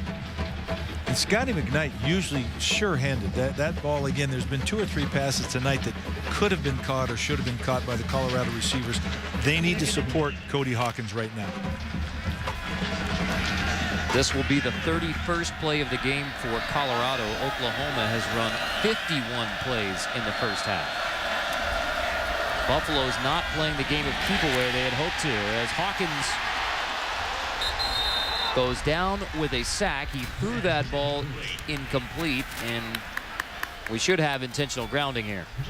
No, I think it's going to be okay. There was a receiver standing right there, 24, in the vicinity, and again, that's a forward pass. I don't think so. I mean, we know you headed the rules committee here. No, there was a receiver there again. But again, that's a judgment decision. Not reviewable by any analysts in the booth, this call. Corner blitz comes along with Alexander from the side. 34 standing there again. They didn't have enough oomph on the ball to get it close. That's intentional in grounding. the grasp, in the grasp. 4 Colorado penalties, 0 against Oklahoma. I mean, just about as sound a half of football as we have seen from anybody this season for Oklahoma. Better run the football right here so you don't have to do one more play.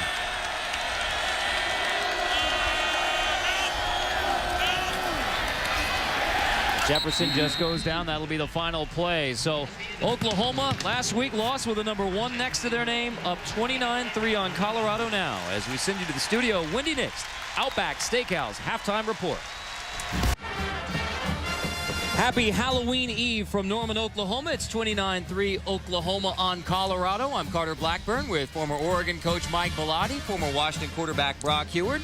If the question was how does Oklahoma respond from the loss last week against Missouri when they were number 1, you'd have to say 29-3 at the half. Pretty good response. It's a good response, but I'm telling you what, Bob Stoops is telling his team at halftime there's one more thing we have to do, fight on through the 4th quarter. He talked about we haven't finished games very well. That's something he'll challenge his team, no matter what the score is, to do tonight. Very sound fundamentally on both sides and on pace for over 700 yards of offense. I'd say pretty good first 30 minutes. 51 plays in the first half for the Oklahoma Sooners, trying to win their 35th consecutive home game. Our Timberland game track, Ryan Broyles, after his first touchdown grab of the night, goes 81 yards.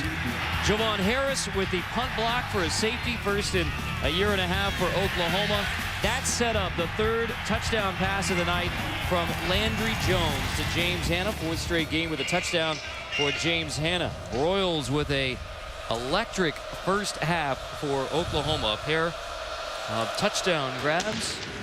6 catches, 127 yards in the first half for Broyles. Touchback on the opening kickoff of the second half. Oklahoma will take it at the 20. Let's go back to our Chick-fil-A drive recap. Last time Oklahoma had the football, and this is not the same play over and over again. It just looks like it. No, it's screen after screen after screen. And one thing we saw with Oklahoma in watching their game film, Kevin Wilson is not afraid to continue to call the same play at times back to back to back. If you've had success, run it until they stop it. He's got a great matchup, getting the ball in the flat to DeMarco Murray and then let him run.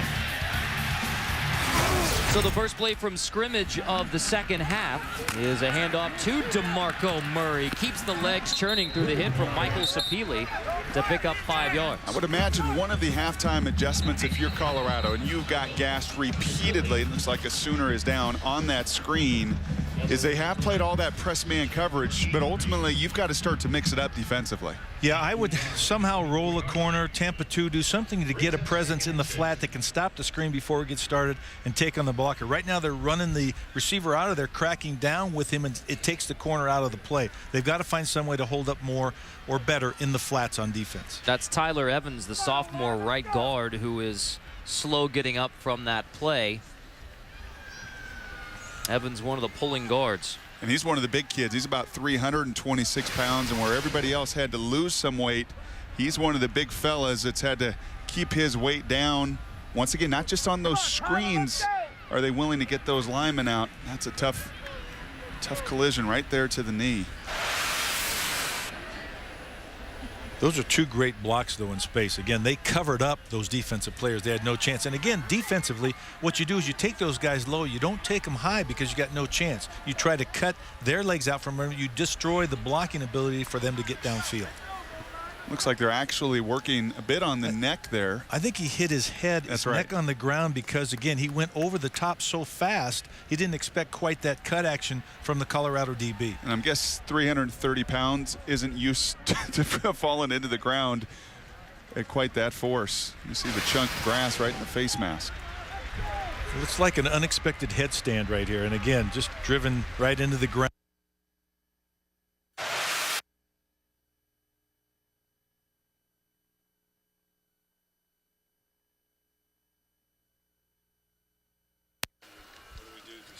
Layout. So Evans heads to the Oklahoma sideline. All set for 2nd and 6. Jones from the shotgun, complete. Broyles with his first grab of the second half, 7th of the game. And again, you notice that time a zone coverage concept with corners in the flats, but now they expose the middle of the field, and Oklahoma and Landry Jones very comfortable taking that inside throw. Brian LePack now in at right guard for Oklahoma with Tyler Evans on the sideline. He's the backup center, also obviously backing up right guard. Play fake on 1st down. Landry Jones to the air. It's Broyles again. Makes the grab. Ooh. Touchdown number 3 for Ryan Broyles. This one goes for 64. And once again, I'm not sure you can throw a ball any better. Hit a guy on full stride right over the shoulder, and again, key block down the field from his partner receiver to free him to get to the end zone. Yeah, the true freshman Kenny Stills may not be getting a lot of balls outside tonight, but he's got some oohs and ahs from the 85,000 in this stadium. Watch him come into the screen and just light up the block. The other thing you see, Broyles, you see him just look back and look at both defenders and sort of take a path between them that was the least path of resistance to the end zone. That's what they talked about, his peripheral vision, ability to see the ball, and then watch this block one more time. This is a decollator, as they call it. Just before the snap, they're going to take a look to see if Broyles got in the end zone at the end of that 64-yard play. That's called helping your buddy out down the field. And Broyles has gashed any of the zones between the hashes tonight. No chance for Colorado. That looks like a touchdown. And I'll tell you what, the difference between good offense and great offense is blocking down the field. No matter if it's a running play or a pass play, is getting your receivers to be comfortable and to be agreeable to blocking down the field. I think that's all the way a touchdown. He clears the plane. Nothing is down. Great body control. Great ball control. Yeah, Kevin Wilson was pretty honest with us yesterday, and he said, you know what, Ryan Broyles at times has his own feel. But maybe the route's designed to be 12 yards or he's to cut it 15 yards, but he has such an innate ability to sense what's going on around him. And you just watch him tonight. That's twice now on these seam patterns down the field that he understands leverage. He understands just creating that little window for the quarterback to fit that ball in. And you can tell that he's healthier tonight. He's a step quicker than he was last week against Missouri. Further review, the ruling on the field is confirmed. Touchdown. Meaning it's career highs for Ryan Broyles in receiving yards and touchdowns. Those marks he set the last home game against Iowa State as he continues a terrific junior season. And Landry Jones well over, I'm going to guess, 350 now in passing. And you feel the continuity between those two, quarterback and receiver. You talk about the feel that Broyles has. Boy, the sense of timing between those two is really good stuff. Indeed, you are correct. 367 passing for Landry Jones. 4 touchdowns. It's turning into an Oklahoma rout. 33-point edge. A look at Oklahoma football we promise you have never seen before.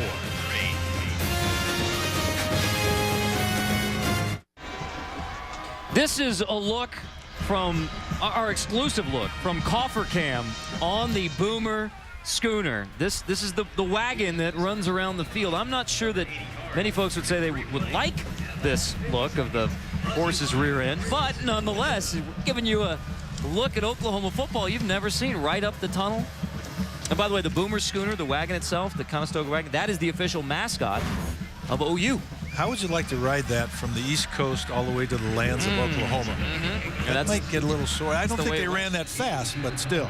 And in case you're wondering what the Sooner is, that basically alludes to the land rush, the Oklahoma land rush, and those who maybe left a little soon as they were supposed to get the land. But that is a tradition that is honored here. They're just quicker than the others. It's a little bit like this Oklahoma football team.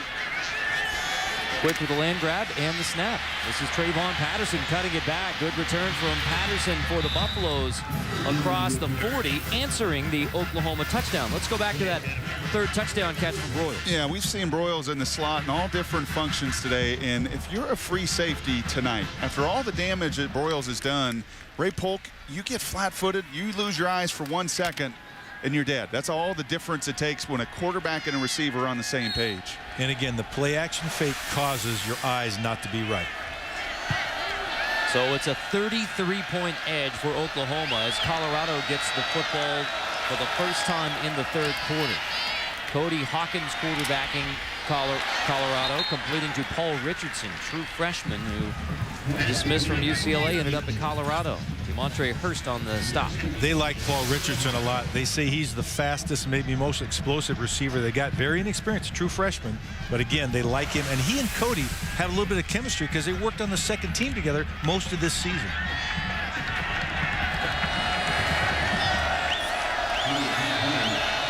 This is 2nd down and 1. Stewart running behind the left side of that line, anchored by Nate Solder, the 6'9", 315-pound left tackle on that Colorado offensive line, named this week a finalist for the Campbell Trophy, which they say is the kind of the Heisman Trophy academically for student athletes. Graduated already with a biology degree, now a master's degree program in integrative physiology. A 415-pound clean, 7% body fat. That's why those NFL scouts are enamored with him.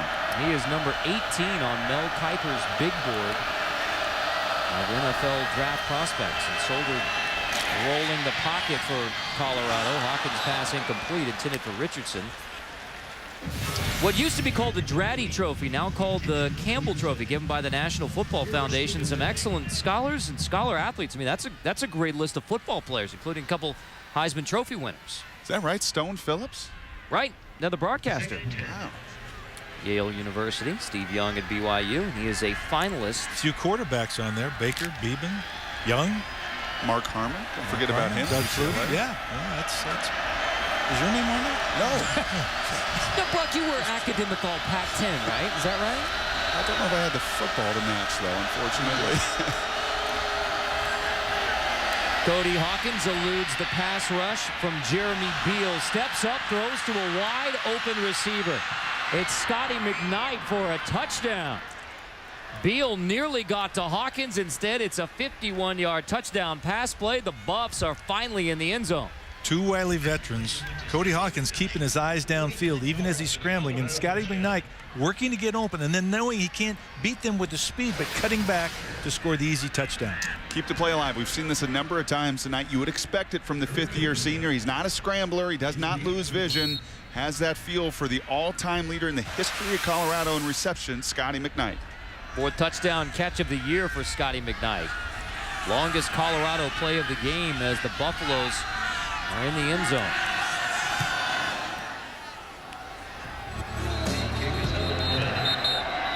Flag down.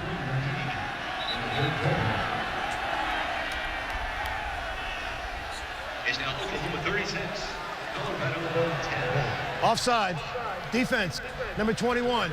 Penalty would be declined. Can we get on the kick? Cody Hawkins says, Can we get it on the kick? Yeah, can we take it on the kick? Yeah. Does it surprise you? He wants to be a coach. Keep your ESPN's College Football Primetime. Brought to you by Taco Bell. Think outside the bun.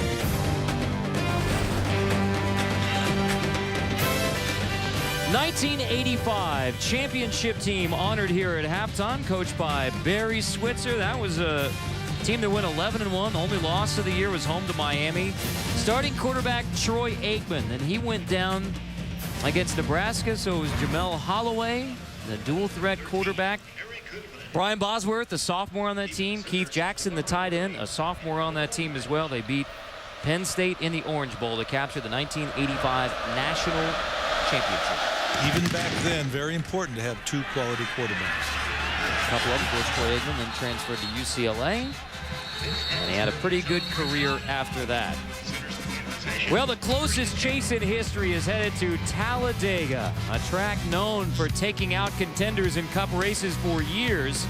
Jimmy Johnson, Denny Hamlin, and the rest of the crowded field. Chase for the NASCAR Sprint Cup continues. The AMP Energy Juice 500 at Talladega, ESPN, tomorrow at 1 Eastern. Only 4 races remain. Speaking of Talladega, did Ricky Bobby show up as the guest predictor today?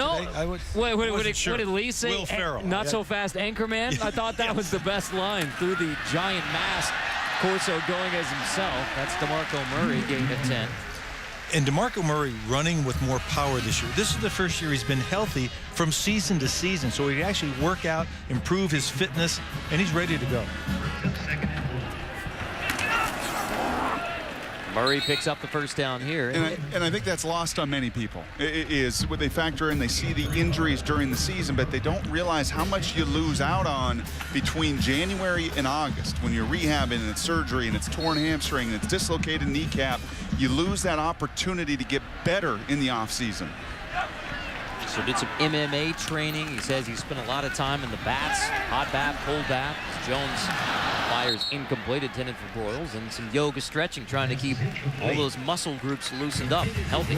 Well, it's your primary opportunity to gain strength and or to work on speed or agility, athleticism. In season, you can't work on that. You're doing game plan, you practice, but in the off season is when you can make the gains, strength, flexibility, etc., to protect you throughout the season.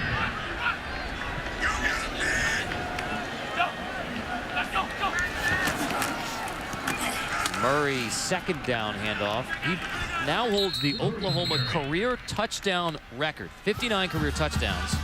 That breaks Steve Owens' 41-year-old mark. You think about all of the great players, wide receivers, running backs who have come through Oklahoma, and DeMarco Murray. I think if you polled a lot of even Oklahoma fans, I'm not sure how many would name DeMarco Murray. Now an incomplete intended for Broyles. He's just one of the best all-around football players. When you're talking about somebody that could play fullback, running back, wide receiver, tight end, he could do it all. He probably could play anywhere on defense in the backside too. But again, and return punts and kickoffs. So amazing career. And that production pretty phenomenal when you factor in how much time he has missed and been beaten up over his career here in Norman.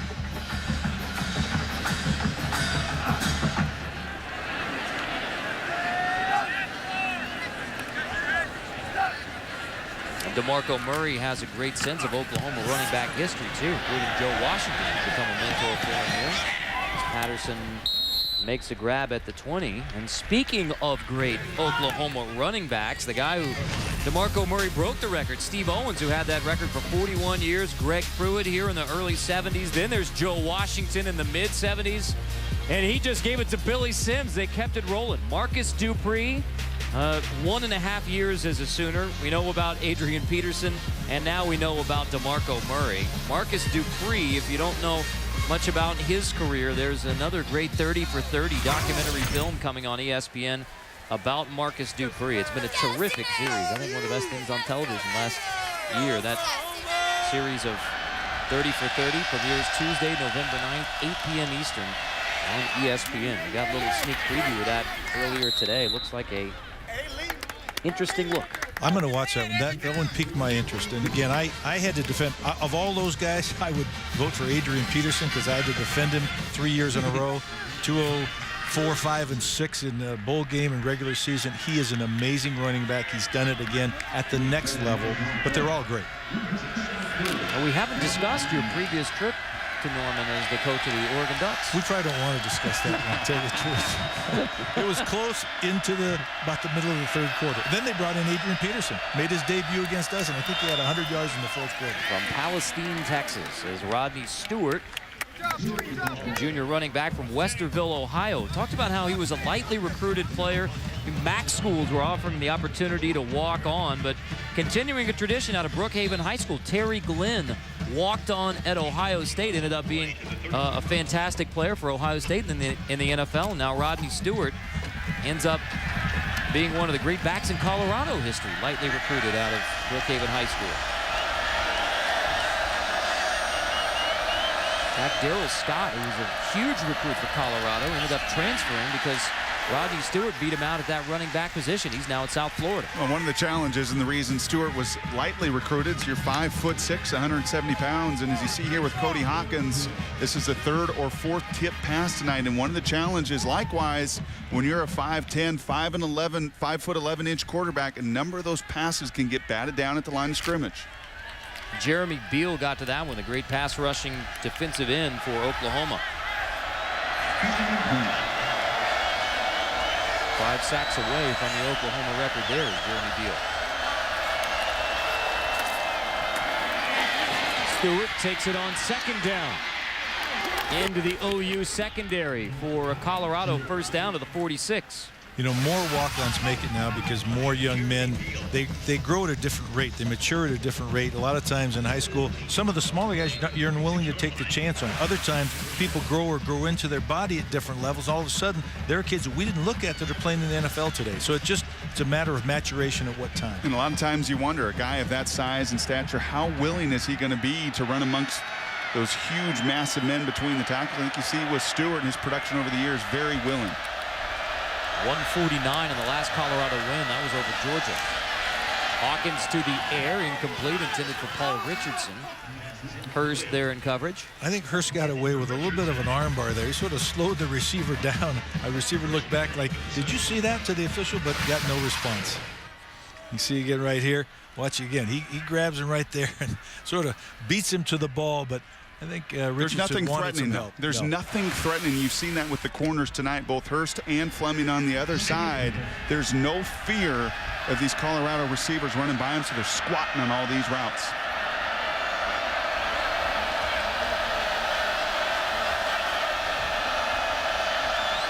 Richardson goes in motion for 2nd and 10.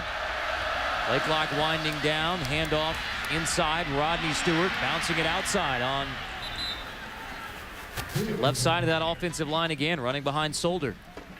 You know, Stewart has proven that he is, one, tough enough to run inside, as we talked about earlier, but also quick enough and a slasher to get to the outside and put the stress on the defense on the edges. And I love that shot as he's around his linemen. Just look at the size of those guys for Colorado. 6'9" in Solder, 6'8" for right guard Miller.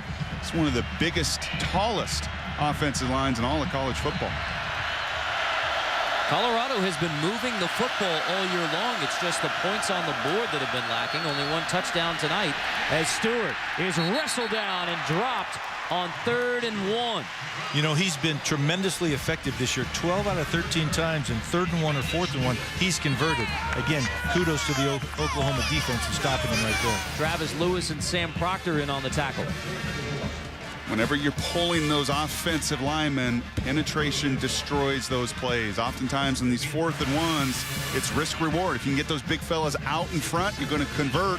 But you get penetration in the middle of that line, as they Sooners did on that play, it's dead. Wouldn't be surprised to see a fake here, although Oklahoma's playing solid defense to make sure they don't. The 7th Colorado punt of the night, caught by Broyles inside the 10, and he is backed up inside the 5. Well, you probably heard about Miami of Ohio as the cradle of coaches. A lot of legendary coaches have come from there. But there's a school out west that has produced many successful coaches.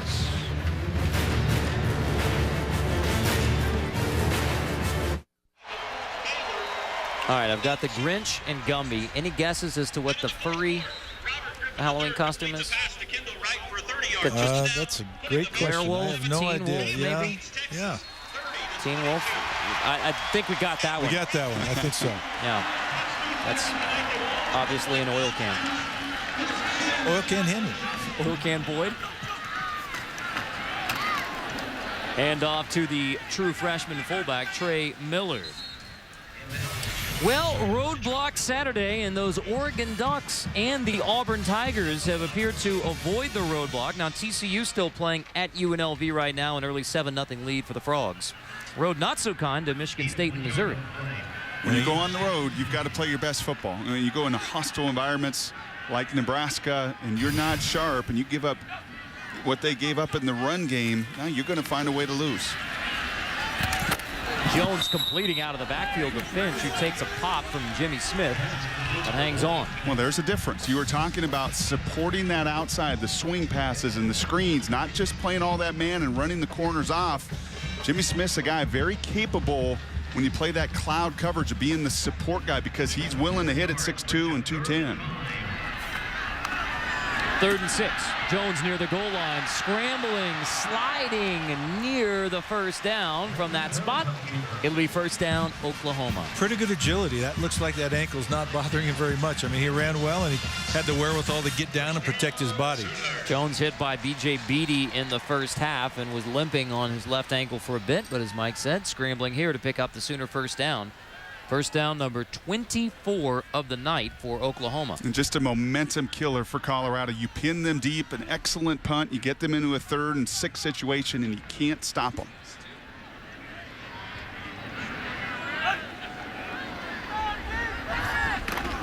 On first down, it's Finch again out of the backfield across the 20 as we check in with Wendy. Claire, thank you very much. Another unbeaten on the road, TCU playing at Vegas, UNLV, and the Horned Frogs up early. Ed Wesley with the 1-yard touchdown run. It's now 20-0. The start of the second quarter, and this one's the final. Oregon avoids trouble on the road. They defeat USC. Well, Will Ferrell was wrong about the pick. It was Oregon indeed, as Millard goes rumbling to the 35 for OU. Ducks survive that tough road test, Mike. Yeah, I thought they would. I thought, again, SC would score points, but Oregon's offense would wear them down, and late in the game, fourth quarter, I thought they would take the lead. But Millard doesn't look like a fullback right there. He looked more like a tailback to me. Landry Jones on the roll, completing to Rattery. How about the night for Trent Rattery, the former walk-on tight end who had only 5 catches in the previous 7 games. 3 grabs tonight for the Sooners. And when you run that play, when you start to run the ball and you tie that up with that play action pass, watch the safeties, watch the linebackers, watch the influence of just enough run game. You get all that movement. Not an easier pitch and catch in football. Flag down here as Finch spins inside the 10. Rattery had only 84 receiving yards coming into tonight, has 89 tonight. And that play really epitomizes what Kevin Wilson said to us. He said, you know when our rhythm is? It's not our pace of play and tempo and no huddle. We get into our best rhythm when we can run the ball. Holding, number 77 of the offense. 10-yard penalty from the previous spot. Remains first down. And there are certain quarterbacks that really thrive in the play-action pass game. And Landry Jones, even at his size, and we saw it with the scramble there, Mike, he's athletic enough and he's very comfortable in the play-action pass game. I think Landry Jones is a good enough athlete to play in any offense. I've said that we recruited him for the Oregon offense. Even though he's not the prototypical spread option guy, he would have been effective in that offense. On 1st and 20, here's Landry Jones. Again, it's Murray out of the backfield. Minimal gain here.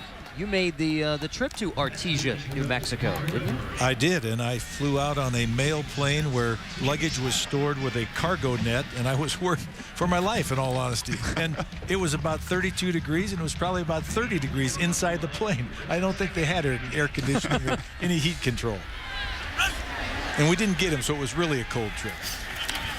On 2nd and 19, Jones completing over the middle. That's Cameron Kenny. How about the praise from Bob Stoops saying that Cooper Henderson, the head coach there at Artesia High School, ran one of the best practices he has ever seen. That is high praise from Bob Stoops, a man who comes from a coaching family himself. That is, and he's seen a lot of great programs across the nation because of the people they recruit, so that is high praise. 433 passing yards now for Landry Jones. That is a career high. Trying to add to it on 3rd and 12. Stepping in the pocket, throwing, and it is caught. How about the grab in traffic by Trey Franks, the true freshman from West Orange Stark High School. That's the most dangerous throw tonight from Landry Jones, who had a couple interceptions a week ago.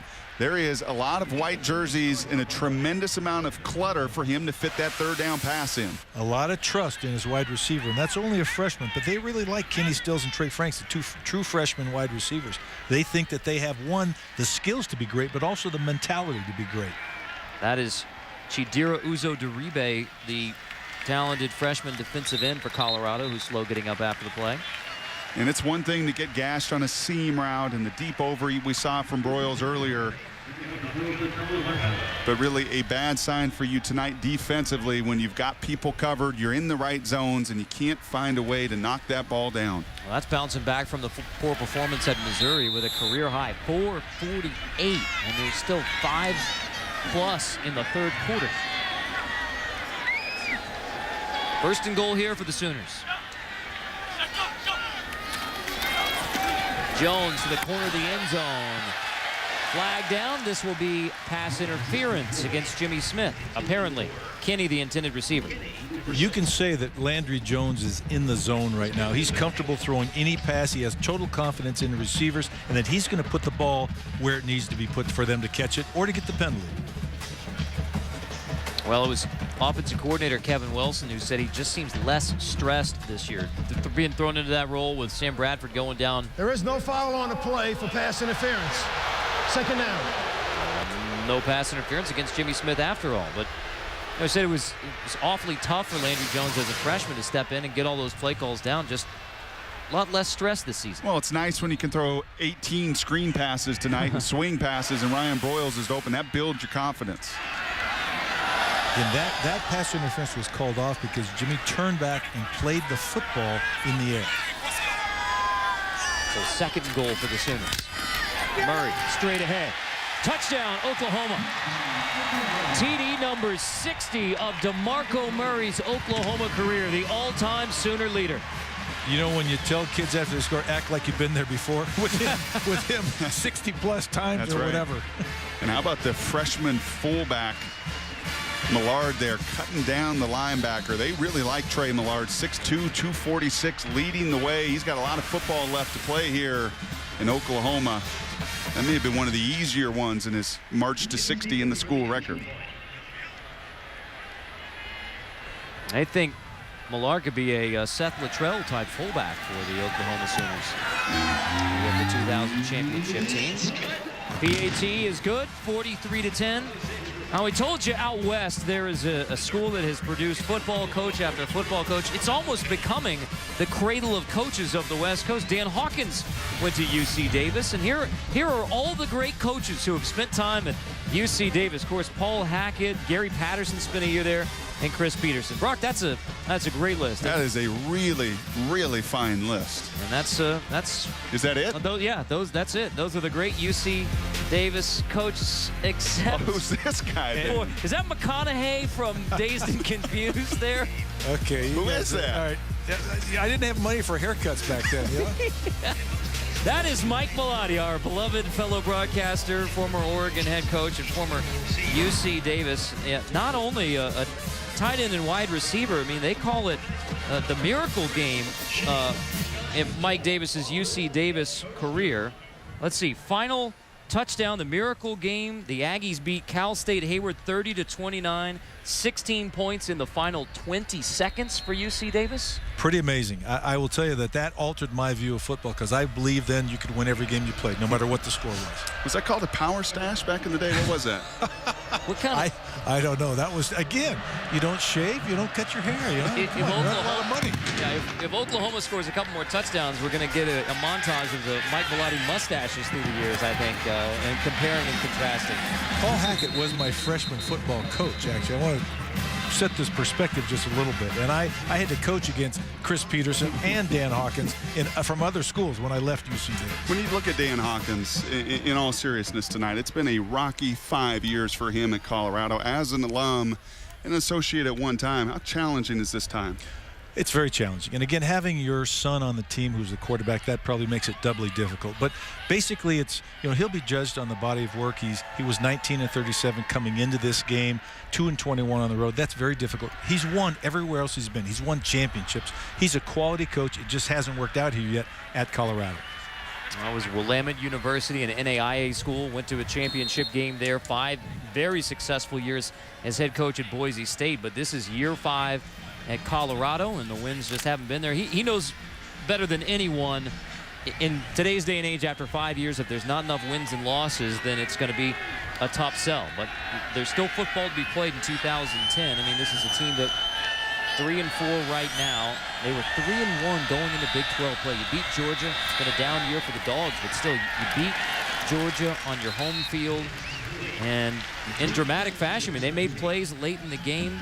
They've been dealing with injuries this year. We talked about the quarterback, Tyler Hansen, being out. You're also without your leading tackler now, John Major, out at least 2 weeks with an MCL sprain in his knee, and that kind of continues the bad mojo around Colorado football the last few years. The one thing, though, Coach Hawk and his other coaches talked about, the players don't seem to be affected by that. They don't really listen to that outside stuff. He thought that they were very focused in practice this week, had a great preparation week in terms of that, but still, they're outmanned here on the field tonight. I talked to Cody Hawkins this week. Dan's son, quarterback now, he's dropped the pass on 2nd down to Rodney Stewart. And Cody Hawkins plans when football is over with. He wants to get into coaching, but I thought it interesting. Cody said, I want to get into coaching, but I really enjoyed when Dad was a high school coach, a small college coach at Willamette, and then when Boise was still a relatively small program when Dan Hawkins was there. He said, I like kind of that family atmosphere. It's been a rough 5 years for Cody and Dan Hawkins, the two, and Colorado fans, and that's a difficult dynamic when your son is a quarterback and sometimes not playing great at quarterback, so you go to somebody else at quarterback, and now the son's a backup. Here he is in the starting role again because of the injury to Hansen. On 3rd down, Cody Hawkins completes to McKnight for a Colorado 1st down. Coaching is coaching at any level, whether it's high school, JC, college, you do the same things, and you're basically a teacher. There's a lot more trappings surrounding the game at this level, a lot more scrutiny, but it doesn't change the coach-player relationship, and if it does, you shouldn't be coaching. And again, the one thing about Colorado, they can still win a lot of football games this year. They have nothing to worry about now. They can play loose and say, hey, we didn't win this game. Let's go out and win the next game. Let's play for ourselves. Let's play for the name on the front of the jersey. We'll have 3 winnable football games coming up. And they have 3 wins now, so November 6th at Kansas. Then home versus Iowa State, home versus Kansas State before you close out with a trip to Nebraska. So those are 3 winnable football games. I mean, even though it's 0-3 in the Big 12 right now, this is a team that still has a chance of going to a bowl game. You're right, and 2 of those 3 games are at home, and they obviously play much better at home in terms of the conference. Hard to believe that this was a Colorado team who was recently at the beginning of this decade. I mean, from 89 to 99, they went 8-0-1 against Oklahoma. Sonny Clemens drops that pass. Well, think back to those years and those teams. Recruiting and talent is the lifeblood of your program. It is. And talking to Dan Hawkins and the shape that the program was in when he took it over, the lack of numbers, the lack of offensive linemen. The problem is no one wants to hear those explanations 5 years later. They want to look at the product on the field, and unfortunately for him, I think the most difficult evidence is what we've seen tonight. An inability to go on the road and find a way to win. Just with a loss tonight would push his career record on the road to 2-22. At Colorado, 15 straight. Flag down. False start. And the one thing he's talked about is he and his staff. False start. Number 17 of the offense. 5-yard penalty. Remains 3rd down. He and his staff have improved the strength quotient and the speed quotient of the players in the program significantly, but it hasn't resulted in the needed wins on the field.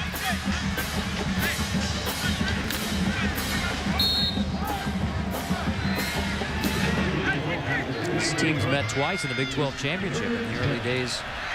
Colorado from Big 12 North, Oklahoma for the Big 12 South. All Oklahoma with a 33-point lead as Hawkins rolls and throws on 3rd and 10. Oh no, his foot's on the line! think he bobbled it. He caught it in bounds. Yeah. Okay, good. I'm going to say catch by Paul Richardson. Give him possession. You see it here coming down the field. Nice move there to freeze the defender. Broke outside. Has to have control. Ooh, I think they gave him that call. Not just 1 foot in bounds is the rule in college as opposed to 2 in the National Football League. Play will be under review.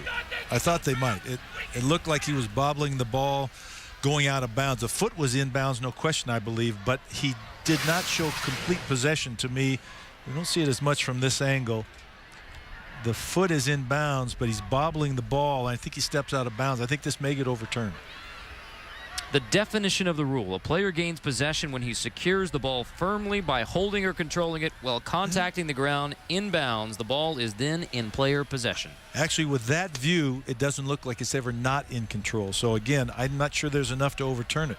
From that angle, it looks like it was rolling in his hands. But again, he possesses the ball.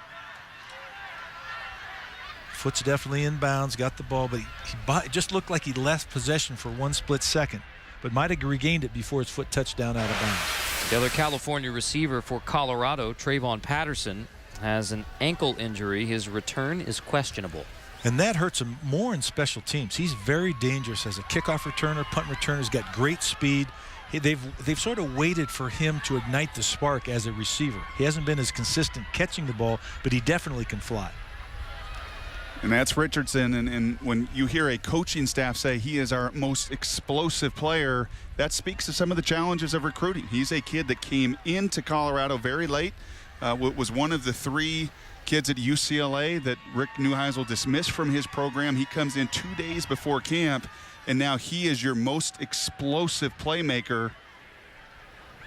I mean, in the receiving corps, you have Scotty McKnight, who walked on, Tony Clemens, who's a Michigan transfer, Trayvon Patterson, USC transfer, and Paul Richardson, who began his career at UCLA. And that's your top 4 receivers. They've had some turnover at the offensive coordinator, wide receiver coach positions on the team and the staff, and that may be one of the answers. But they've been attractive enough and obviously been a place that some of these transfers felt they could go and play, and I think it's definitely improved the caliber. What's the difference? Because it is Carter alluded to there, and we can all remember the years, the Bill McCartney years in the heyday. After further review, the ruling on the field is confirmed as a catch. First down. And it's Cordell Stewart, and it's Darian Hagan, and it's the Michael Westbrook and the star talent. You can still recruit that to Colorado, can't you? I believe so. I don't know about their facilities. That's always a question nowadays in this arms race, is how are the facilities?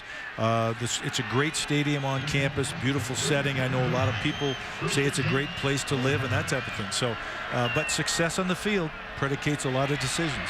Hawkins heaves it deep on 1st and 10, batted away. Richardson intended again. We check in with Wendy.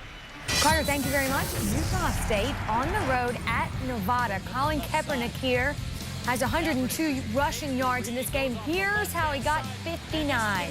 That'll make it 28-0. It's now 35-0. Remember, Nevada and Boise State poised to face off November 26th. Kaepernick is the poor man's Cam Newton. Maybe not the size and the girth, but he is an explosive talent in the WAC. Brock, you mentioned Darian Hagan, star quarterback, late 80s, Colorado. He's now the running backs coach for the Colorado Buffaloes. This is the 20th anniversary of that championship year. Incomplete. Clemens nearly comes down with a great grab. Jamel Fleming there in coverage to knock it away. 20 years ago, Eric Bieniemy, 1,700 rushing yards. Hagan there at quarterback. It makes it even tougher when you're in year 5 as coach of the Colorado Buffaloes and you're on the verge of 0-4 in the Big 12. And people are celebrating the 20th anniversary of that national championship. Bill McCartney's team. 20 years is a long time. Long time in recruiting. Most young people's memories go back 3 or 4 years in terms of college football. Hawkins long drop to the air again on 3rd and 10. Incomplete, intended for Richardson. Hurst nearly got his hands on it.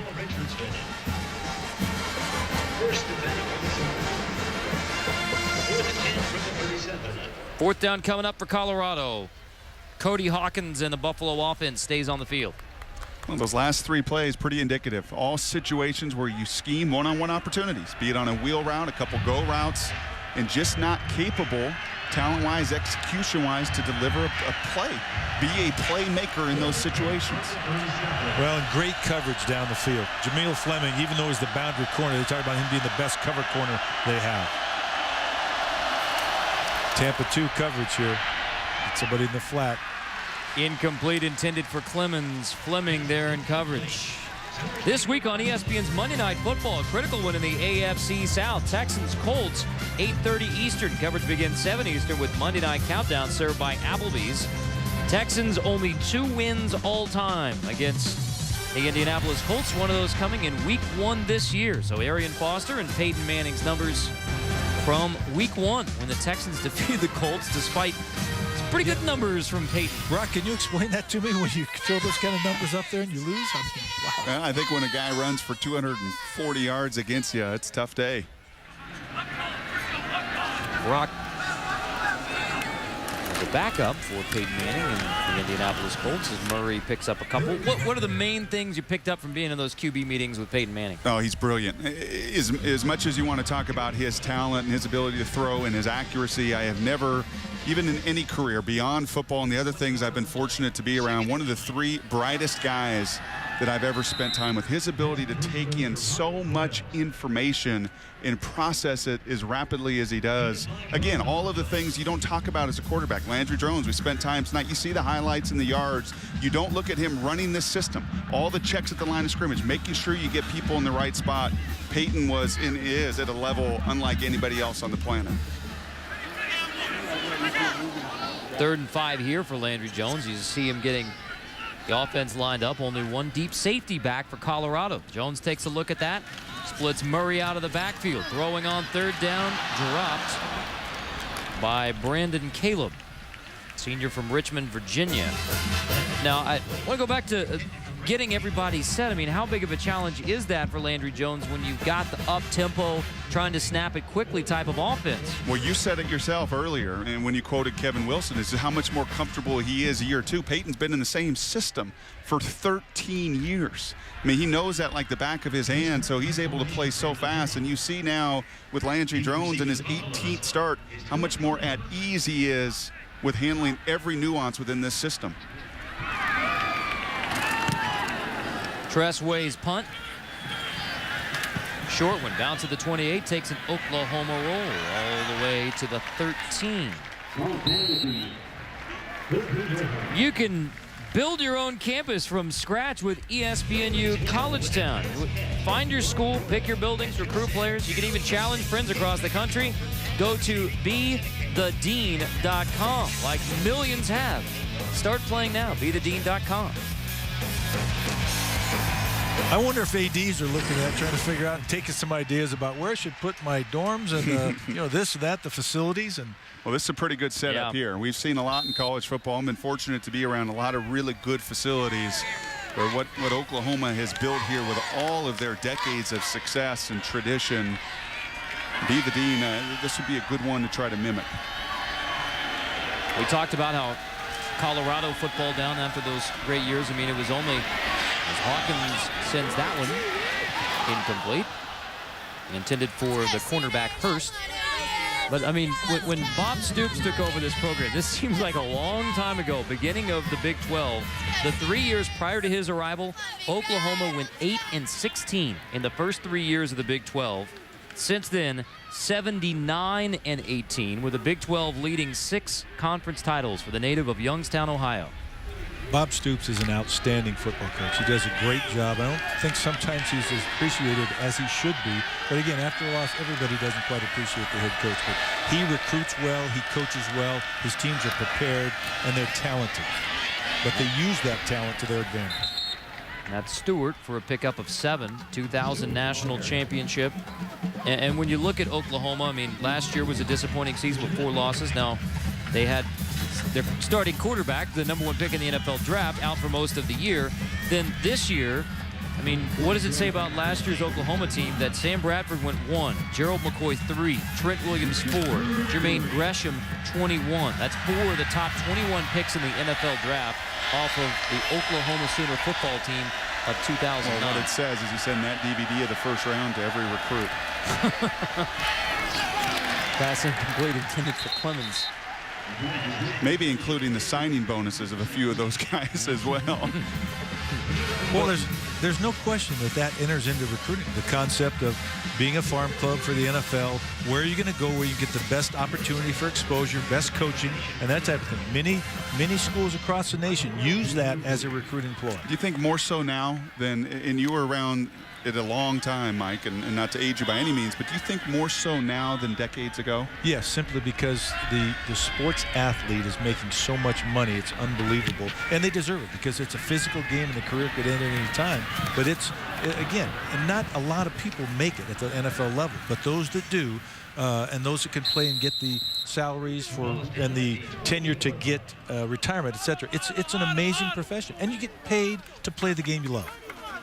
Now, Bob Stoops this year has played more true freshmen than he has at any time in his career. 13 true freshmen. That's something that has changed a little bit for Bob Stoops in playing true freshmen, and in part because guys leaving a year early for the NFL being more physically ready out of high school. We had a great conversation with Coach Stoops the other day, and he talked about kids who stay for 5 years because of all the training that they do. Sometimes they're not healthy for that 5th year, and the good ones will go out anyway. If they get hurt, you don't get the year back.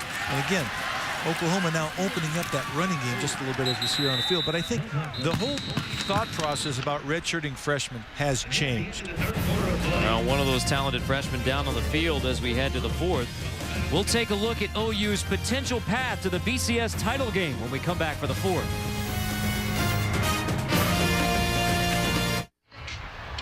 Last play of the 3rd quarter, an unfortunate one for Roy Finch in Oklahoma. The talented true freshman running back. Watch at the end of this play his hand and his face mask.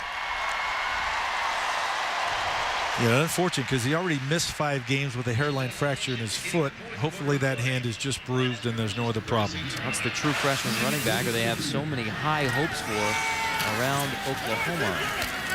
New quarterback, quite a few new players now for Oklahoma. Drew Allen in at quarterback. Landry Jones, what were his numbers? I'm curious because, wow, what a night. 32 of 46, 453 yards, 4 touchdowns, 0 interceptions. Those pretty good numbers? Those are good numbers. Those are career numbers for some people. Jermaine Calhoun is in at running back now for Oklahoma. Drew Allen, redshirt freshman quarterback. There is a flag down as Jermaine Calhoun across the 50-yard line. And now if you're Colorado, you want to stop them. You want to make sure. And again, you have a limited number of travel squad people to play. So, and they're a little bit dinged up on defense as we talked about. But again, for the next week and for the next game, because this game may be out of reach right now, but you want to keep some pride in your team. More than 4 men in the backfield of the offense. 5-yard penalty from the previous spot. Remains 3rd down. Our Amway positive performance is Landry Jones, bouncing back from a tough one at Missouri. 0 for 7 with an interception in the 4th quarter. All big numbers tonight. I want to talk about accuracy. Watch how many times these receivers, all 4 of those highlights, they don't have to flinch. I mean, it is on stride. That epitomizes accuracy and timing and everything else you want to describe in the passing game. And he and Ryan Broyles just on the same page, and that will pay dividends in the final 4 Big 12 games. Yeah, those guys need to stay hot because they've got Baylor and Oklahoma State coming up down the road, and those are going to be 2 really good football teams. 33-point edge for the Sooners in the 4th.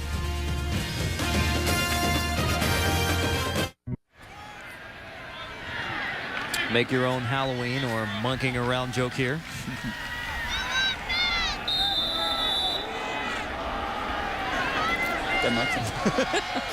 Oklahoma by 33 here against Colorado. It's the backup quarterback Drew Allen who takes a sack on 3rd down. Is that the first sack of the night? It is. Forrest West gets to Drew Allen.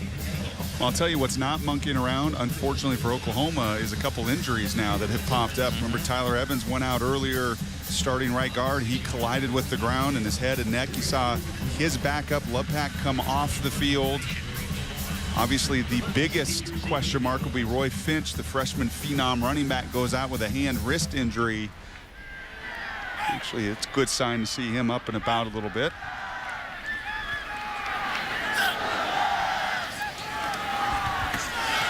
Tressway punts it away. Clemens makes the grab, hangs on to the football, but no return.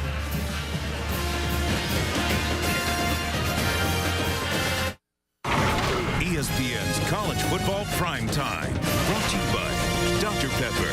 There's nothing like a pepper. And Pizza Hut. Enjoy all your favorite pizzas at new lower menu prices. Your favorites, your Pizza Hut.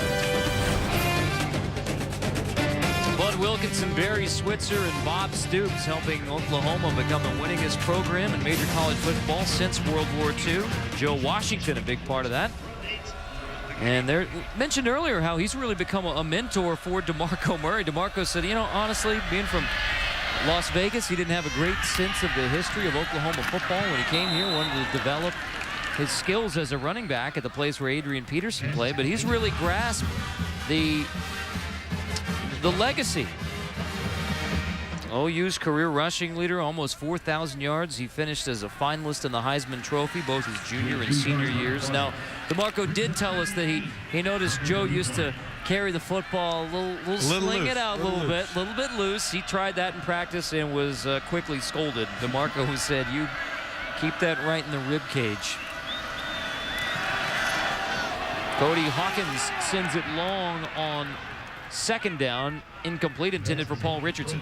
It really speaks to success building upon success. And when you have the tradition and the greats and the history, and you have the success that Oklahoma has had, 7 national titles, 42 conference titles, including 3 of the last 4. It fills the stadium, it builds the facilities, it allows you to recruit. It gives you the opportunity to build a foundation where you can have the run that they've had. You're right. And, you know, Colorado has an issue, too, with Cody Hawkins, and that they need to protect him because right now he's the only quarterback that they want to play. They've got 2 true freshmen. They don't want to burn their year. And you might want to get Cody out of the game at some point because to protect him for the remainder of the season, or at least until Tyler Hansen can return, they don't have that choice tonight. And the problem is he got 2 true freshmen as the backups right now for Colorado, so they don't want to burn their red shirts. 2 true freshmen who haven't played. This will be the 7th 3 and out from Colorado tonight. And you see a little bit of a danger sign if you're Colorado. Even the backups of Oklahoma come in. Emmanuel Jones there, the walk-on cornerback. Same technique that the veteran starters have had. I'm just going to squat on you. I'm going to sit on every one of these routes. I am not fearful of anything you're going to do to me. Gross-Nickel, the freshman punter, bounces it at the 35. Broyles lets it bounce, catches it on the bounce from the 28. OU BCS Talk is next.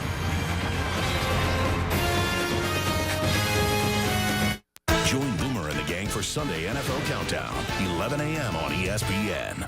He was the most gifted player that I ever coached. Goodbye, Marcus. 20, 10, 5, touchdown. The American freshman Marcus Dupree. Those that saw him play know what they saw was greatness. He was Marcus Dupree. He just vanished. 30 for 30 premieres November 9th at 8 p.m. Eastern on Marcus Dupree. They call the greatest that never was. It's a fascinating story. Number 30 for 30 on Marcus Dupree. I mean, Barry Switzer, who had phenomenal talent here at Oklahoma. Remember, he won a Super Bowl with the Dallas Cowboys and says he's the best talent he ever coached. The best that never was. I'll tell you what, you know, when young men don't get a chance to take advantage of the gifts that they're given, it's really hard. And as a coach, that probably is more frustrating than anything else. We recognize great players sometimes, and there are things that just work against them in their lives or from a physical standpoint, injuries, etc., that take it away. And I don't know if there's anything more difficult to deal with as a coach. This is Jeremy Calhoun down on the field for Oklahoma, the backup running back, sophomore out of Ben Wheeler, Texas. Goes down as some injuries start to mount now for the Oklahoma Sooners. And that's what, again, at this time of the game, what you want to do is get the game over with. You're leading. You don't want to get people hurt. You still have to play the game, but you want kids to play hard, because when you start to slow down or ease up is when you see injuries occur. So we've seen Tyler Evans leave the game early for Oklahoma. Then the guy who slid into his spot at right guard, Brian LePack, had to come off the field. He's back out there now for the Sooners, and now it's the backup running back, Jeremy Calhoun, who is down on the field for OU, being tended to by the training staff. Well, you talked earlier about the fine line it is with so many of these kids and the talent to get to the NFL, and how remarkable a story for Oklahoma to have 4 first-round picks last year, 2 of the top 3. You've got to find a way to stay healthy. You've got to develop your talents. You've got to play on good teams. And people, I don't think, always understand, Mike, just the freak nature and the timing. And you can get an injury like this for Calhoun, just a sophomore, and how devastating it can be to a career. Well, and you have 85 scholarships, and a lot of times the average team has about 80 of those filled per year. You really don't have 85. And again, if you're trying to redshirt some people, it's just difficult. And there is no waiver wire. You can't claim people or say, hey, come on, we just lost a couple kids, we need more. That's a good point. And I think a misperception out there is with 85 scholarships, all these schools, you see them sign 20 kids at 25. They must fight that. Dan Hawkins in our production meeting said, this is the first time we've ever been close in my 5 years to getting to 85 scholarships. Brennan Clay in a tailback now, and he drops the pass from Drew Allen, the redshirt freshman. Yeah, there's always some form of attrition, either due to academics or injury or a decision. Somebody changes their mind or gives up football. And again, I think the average, as I said, is between 80 and 81 for most teams. And again, if you have any type of problem situations, you can only sign, 25 per year up to a maximum of 85. And you saw that played out tonight, I think, on national TV with USC against Oregon, run out of gas. And the number of transfers they had, the lack of scholarships, how much that's going to hurt them in years to come. Inside screen, Franks for a first down for OU. Franks picking his way into Colorado territory. And you notice a nice matchup of plays. They're throwing the swing screen or in the flat all game long. They're tying it now to the middle screen. As you come back, you'll see the receiver come back inside. So Colorado's defense is split in 2. And again, some of the linemen are just getting up and not even seeing the screen come back at him. Tackle that guy before he gets going, because he's got some speed. Franks, who won the 100-meter relays at the Texas Relays last year. He wore number 9 at the beginning of the year. Now he's number 2. And winning that race, that's pretty fast. That's pretty good company. Allen gets the play off, handoff to Brennan Clay, freshman from San Diego, California, Scripps Ranch High School. And now you're seeing a number of the backups, and the majority of which are freshmen for Oklahoma. And offensive coordinator Kevin Wilson told us yesterday they've had a lot of good classes here in Norman. That's how you win all these championships and the national championship. But this group of freshmen may be the best they've ever had in their 11 years here. That's scary for the rest of the league in the future. Allen to throw, caught, first down, Oklahoma. That's Brendan Caleb with just the 3rd catch of his senior year. I think Jaleel Brown thought he had knocked that pass down. He thought he had it defended well enough, but great catch, great concentration by the receiver. We said this a few times this year in some of these games where you have a young quarterback, a backup, Drew Allen, just a redshirt freshman. These are valuable opportunities and valuable reps. And even though many may believe this is garbage time, this is so much more valuable than those reps right across the stands on the practice field. And you want to run your offense. You want to run the whole gamut, not just hand the ball off, because that doesn't make the quarterback any better. He's got to make the calls, make the decisions, throw the ball down the field. And some people think it's running up the score, whereas it's the best form of practice that you can get. Nice cut back there from Brennan Clay to pick up 9. Allen is a former Mule. Alamo Heights High School in San Antonio, Texas. And a bright kid, and you find that as well as you dig through a lot of the Oklahoma players up front. We talked about Gabe Eichert, valedictorian of his class. Drew Allen, a 3.8 high school student. And Kevin Wilson said that about this crew as well. The reason we can play this many freshmen, because their ability to assimilate within the system and really learn the concepts, process what we're doing. football is not a game for unintelligent people, contrary to some people's beliefs. The reality is moving this fast, calling these plays, knowing the assignment, all of the communication between the offensive line, some of it verbal and some nonverbal prior to the snap, is amazing. And it's a whole course of study that requires time and focus and concentration. There's still nearly 10 minutes to go in this game, and Oklahoma has 612 yards of offense. Mike, you said it earlier, just the number of plays. Right now, this will be the 84th play that Oklahoma has run tonight. That's not even getting into the yards and average per play and all those numbers. If you can run 84 plays on a team, and there's still a lot of time to go, that tells you that you're doing basically everything you want on the football field. And much of this builds in the first quarter success. And this Colorado defense is beat up. It's thin. We have seen the same players having to play now late into the fourth quarter. They simply don't have any other bodies to run out there. When Oklahoma was on the field, as much as they were offensively, Colorado had 4 3-and-outs out of their first 5 drives. This was destined to happen. Oklahoma running the football now, but 498 in the passing game tonight. That is an OU record. Let's check in with Wendy. Carter, thank you. An update from the baseball diamond. It's the World Series. Neftali Feliz gets Juan Uribe swinging. The Rangers win it 4-2. The series now, Giants 2, Texas 1. Baseball tonight coming up right after this. Sure, one of the things the guys are going to be talking about on baseball tonight, the pitching rotation now for the rest of the series. It was, if you could get to a Game 5, it's Cliff Lee again for the Rangers, and now with Texas win tonight, that means there'll be a Game 5 of the World Series. If you go to Game 6, it's C.J. Wilson. Had to leave the last start for the Rangers with a blister. ESPNDallas.com, complete coverage of the Texas Rangers in the World Series for the first time, as well as the beginning of the season for the Stars and the Mavs. What the heck is going on with the Dallas Cowboys? All available at ESPNDallas.com. We're just up the road from Dallas, Texas, home of the Red River rivalry game between Oklahoma and Texas. Won this year by OU for the first time in 3 years. You know, Michael Sapili shaken up on that last play. Colorado can ill afford to lose another good linebacker, Major, going down last week for several weeks. And again, you can't decimate that crew. You need to start like a baseball team. You want your defense to be strong up the middle. And the linebackers have to be the key to hold the whole thing together.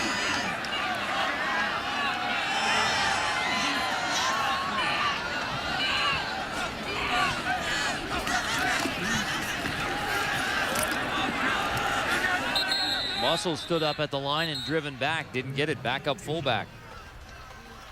What did we learn from Oklahoma tonight? We learned that they can get the ball on the edge. Landry Jones is a very accurate passer, and if he distributes the ball correctly to guys like Broyles and Murray, no matter where they line up, they can be tremendously effective. 4th and 1. OU looks like they will go for it on 4th and 1 and pick up the first down.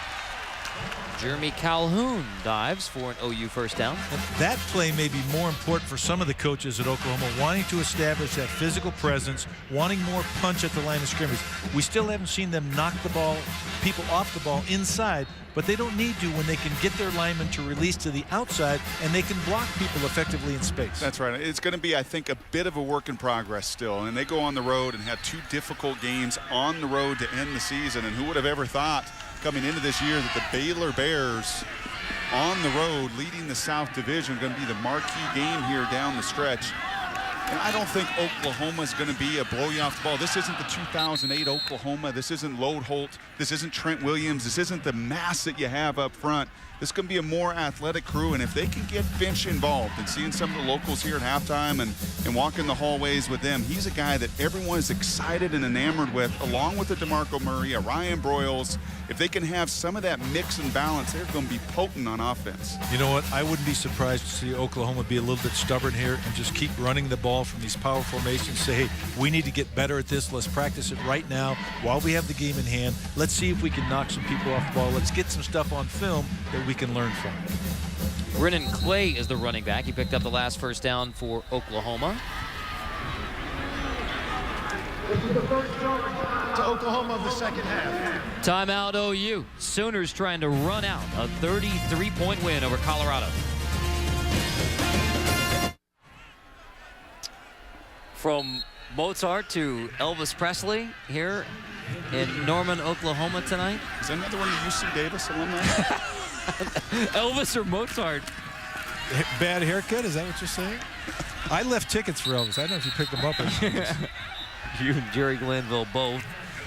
Well, there were some suspicious minds among the Oklahoma fan base after OU went down as the #1 team last week at Missouri. But it's I think they been all OU quieted here. some of those suspicions tonight.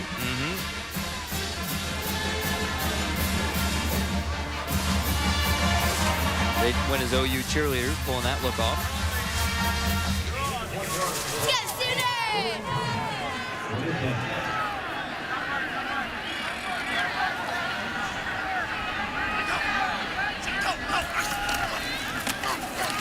On 3rd down and 9, it's Brennan Clay again, the freshman from San Diego, who's number 5 on the depth chart in the game now for Oklahoma as the Sooners try and run out this win over Colorado. Chris Berman hosts ESPN's 2-hour pregame show. That would be today if you're on the East Coast, 11 a.m. Eastern. We're nearing midnight in Central time as well. Sunday NFL Countdown presented by IBM on ESPN, 11 a.m. Eastern time.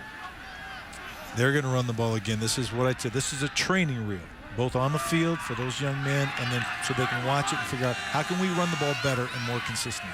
Drew Allen is the quarterback now for Oklahoma. And he hands off. Clay will be stopped short, so Colorado gets the football, but Oklahoma runs time off the clock, and as you said, just getting the practice reps for all of those backups. Our protection spotlight brought to you by Castrol GTX shows you how much time Landry Jones had all night for the Sooners.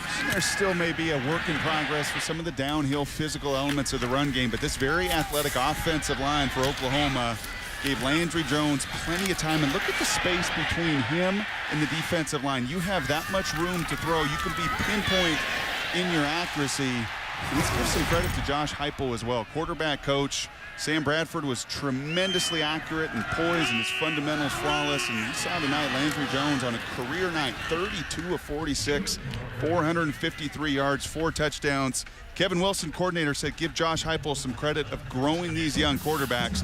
What I saw tonight, Coach, was pretty much flawless. Great job and a nice mix of protection. Some max protection, some play action screens, get the ball out, move the pocket a little bit. Again, nice plan, nice execution. Technique, fundamentals, no wasted movement. The ball stays high, quick release, tight spirals, just very well coached. Heupel was the quarterback on the 2000 championship team for Oklahoma. There's Cody Hawkins to the air on 2nd down. That is incomplete, stopping the clock at 3:48.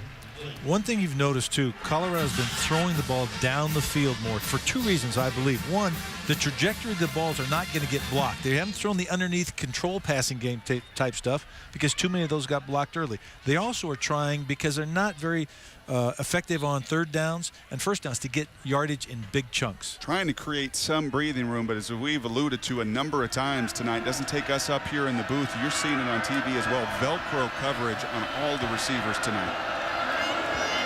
Baseball tonight coming up next. It's Oklahoma running its home winning streak to 35 straight. Scott McKnight makes the catch there to convert for Colorado. Keep the Buffaloes in possession across their own 20-yard line. It will be another tough loss for Colorado, falling to 0-4 in Big 12 competition. 15 straight road losses.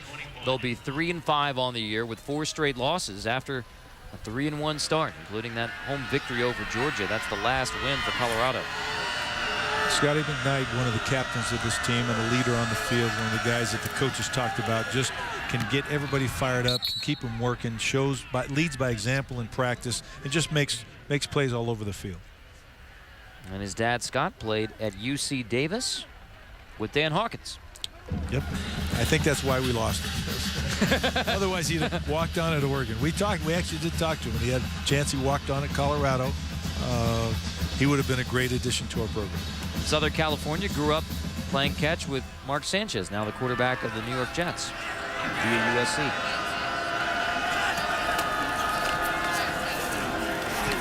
Stewart, nice cutback to get near a Colorado 1st down.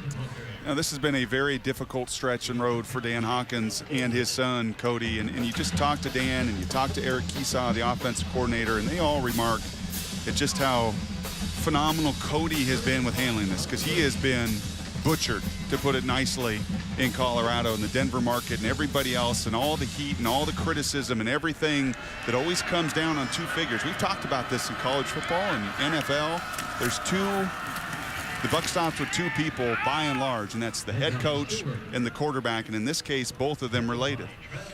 You're right, and Cody is, as I said, top 5 in every major passing category, and 1, 2, or 3 in several. So, I mean, he's going to be one of the best quarterbacks in terms of his ability to throw the ball in Colorado football history. But again, the wins haven't been accumulated at a pace that people will respect what he's accomplished.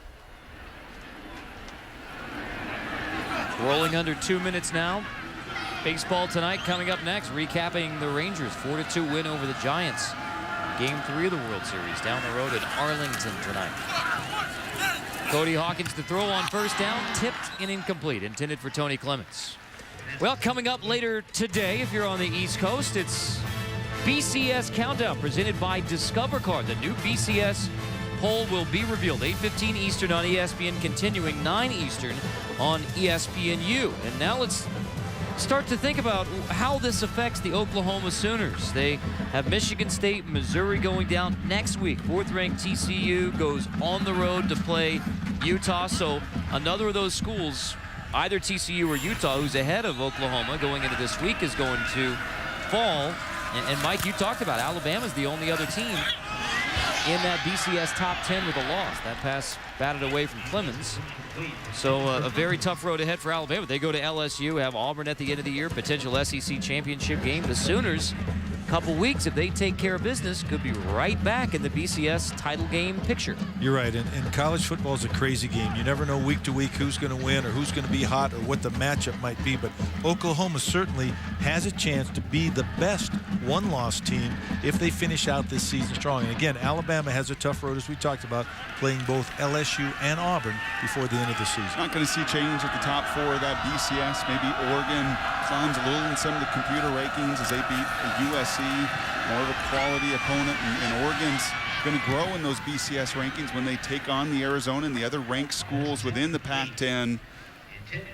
So let's give some credit to Auburn today. The first #1 over the last 3 weeks to handle going on the road.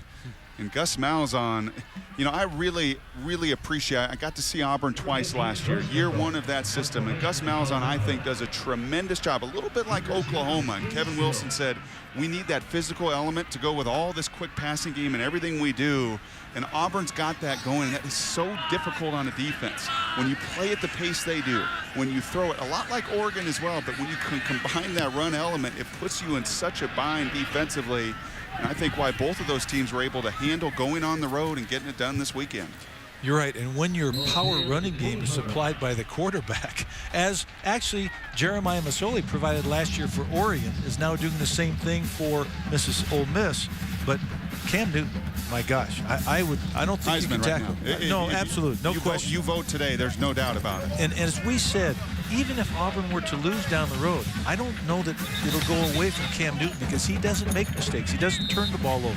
He is a force to be reckoned with. And what a statement for college football. The Heisman Trophy winner a year ago, Mark Ingram, was on nobody's preseason list. Cam Newton was on no one's list this year whatsoever.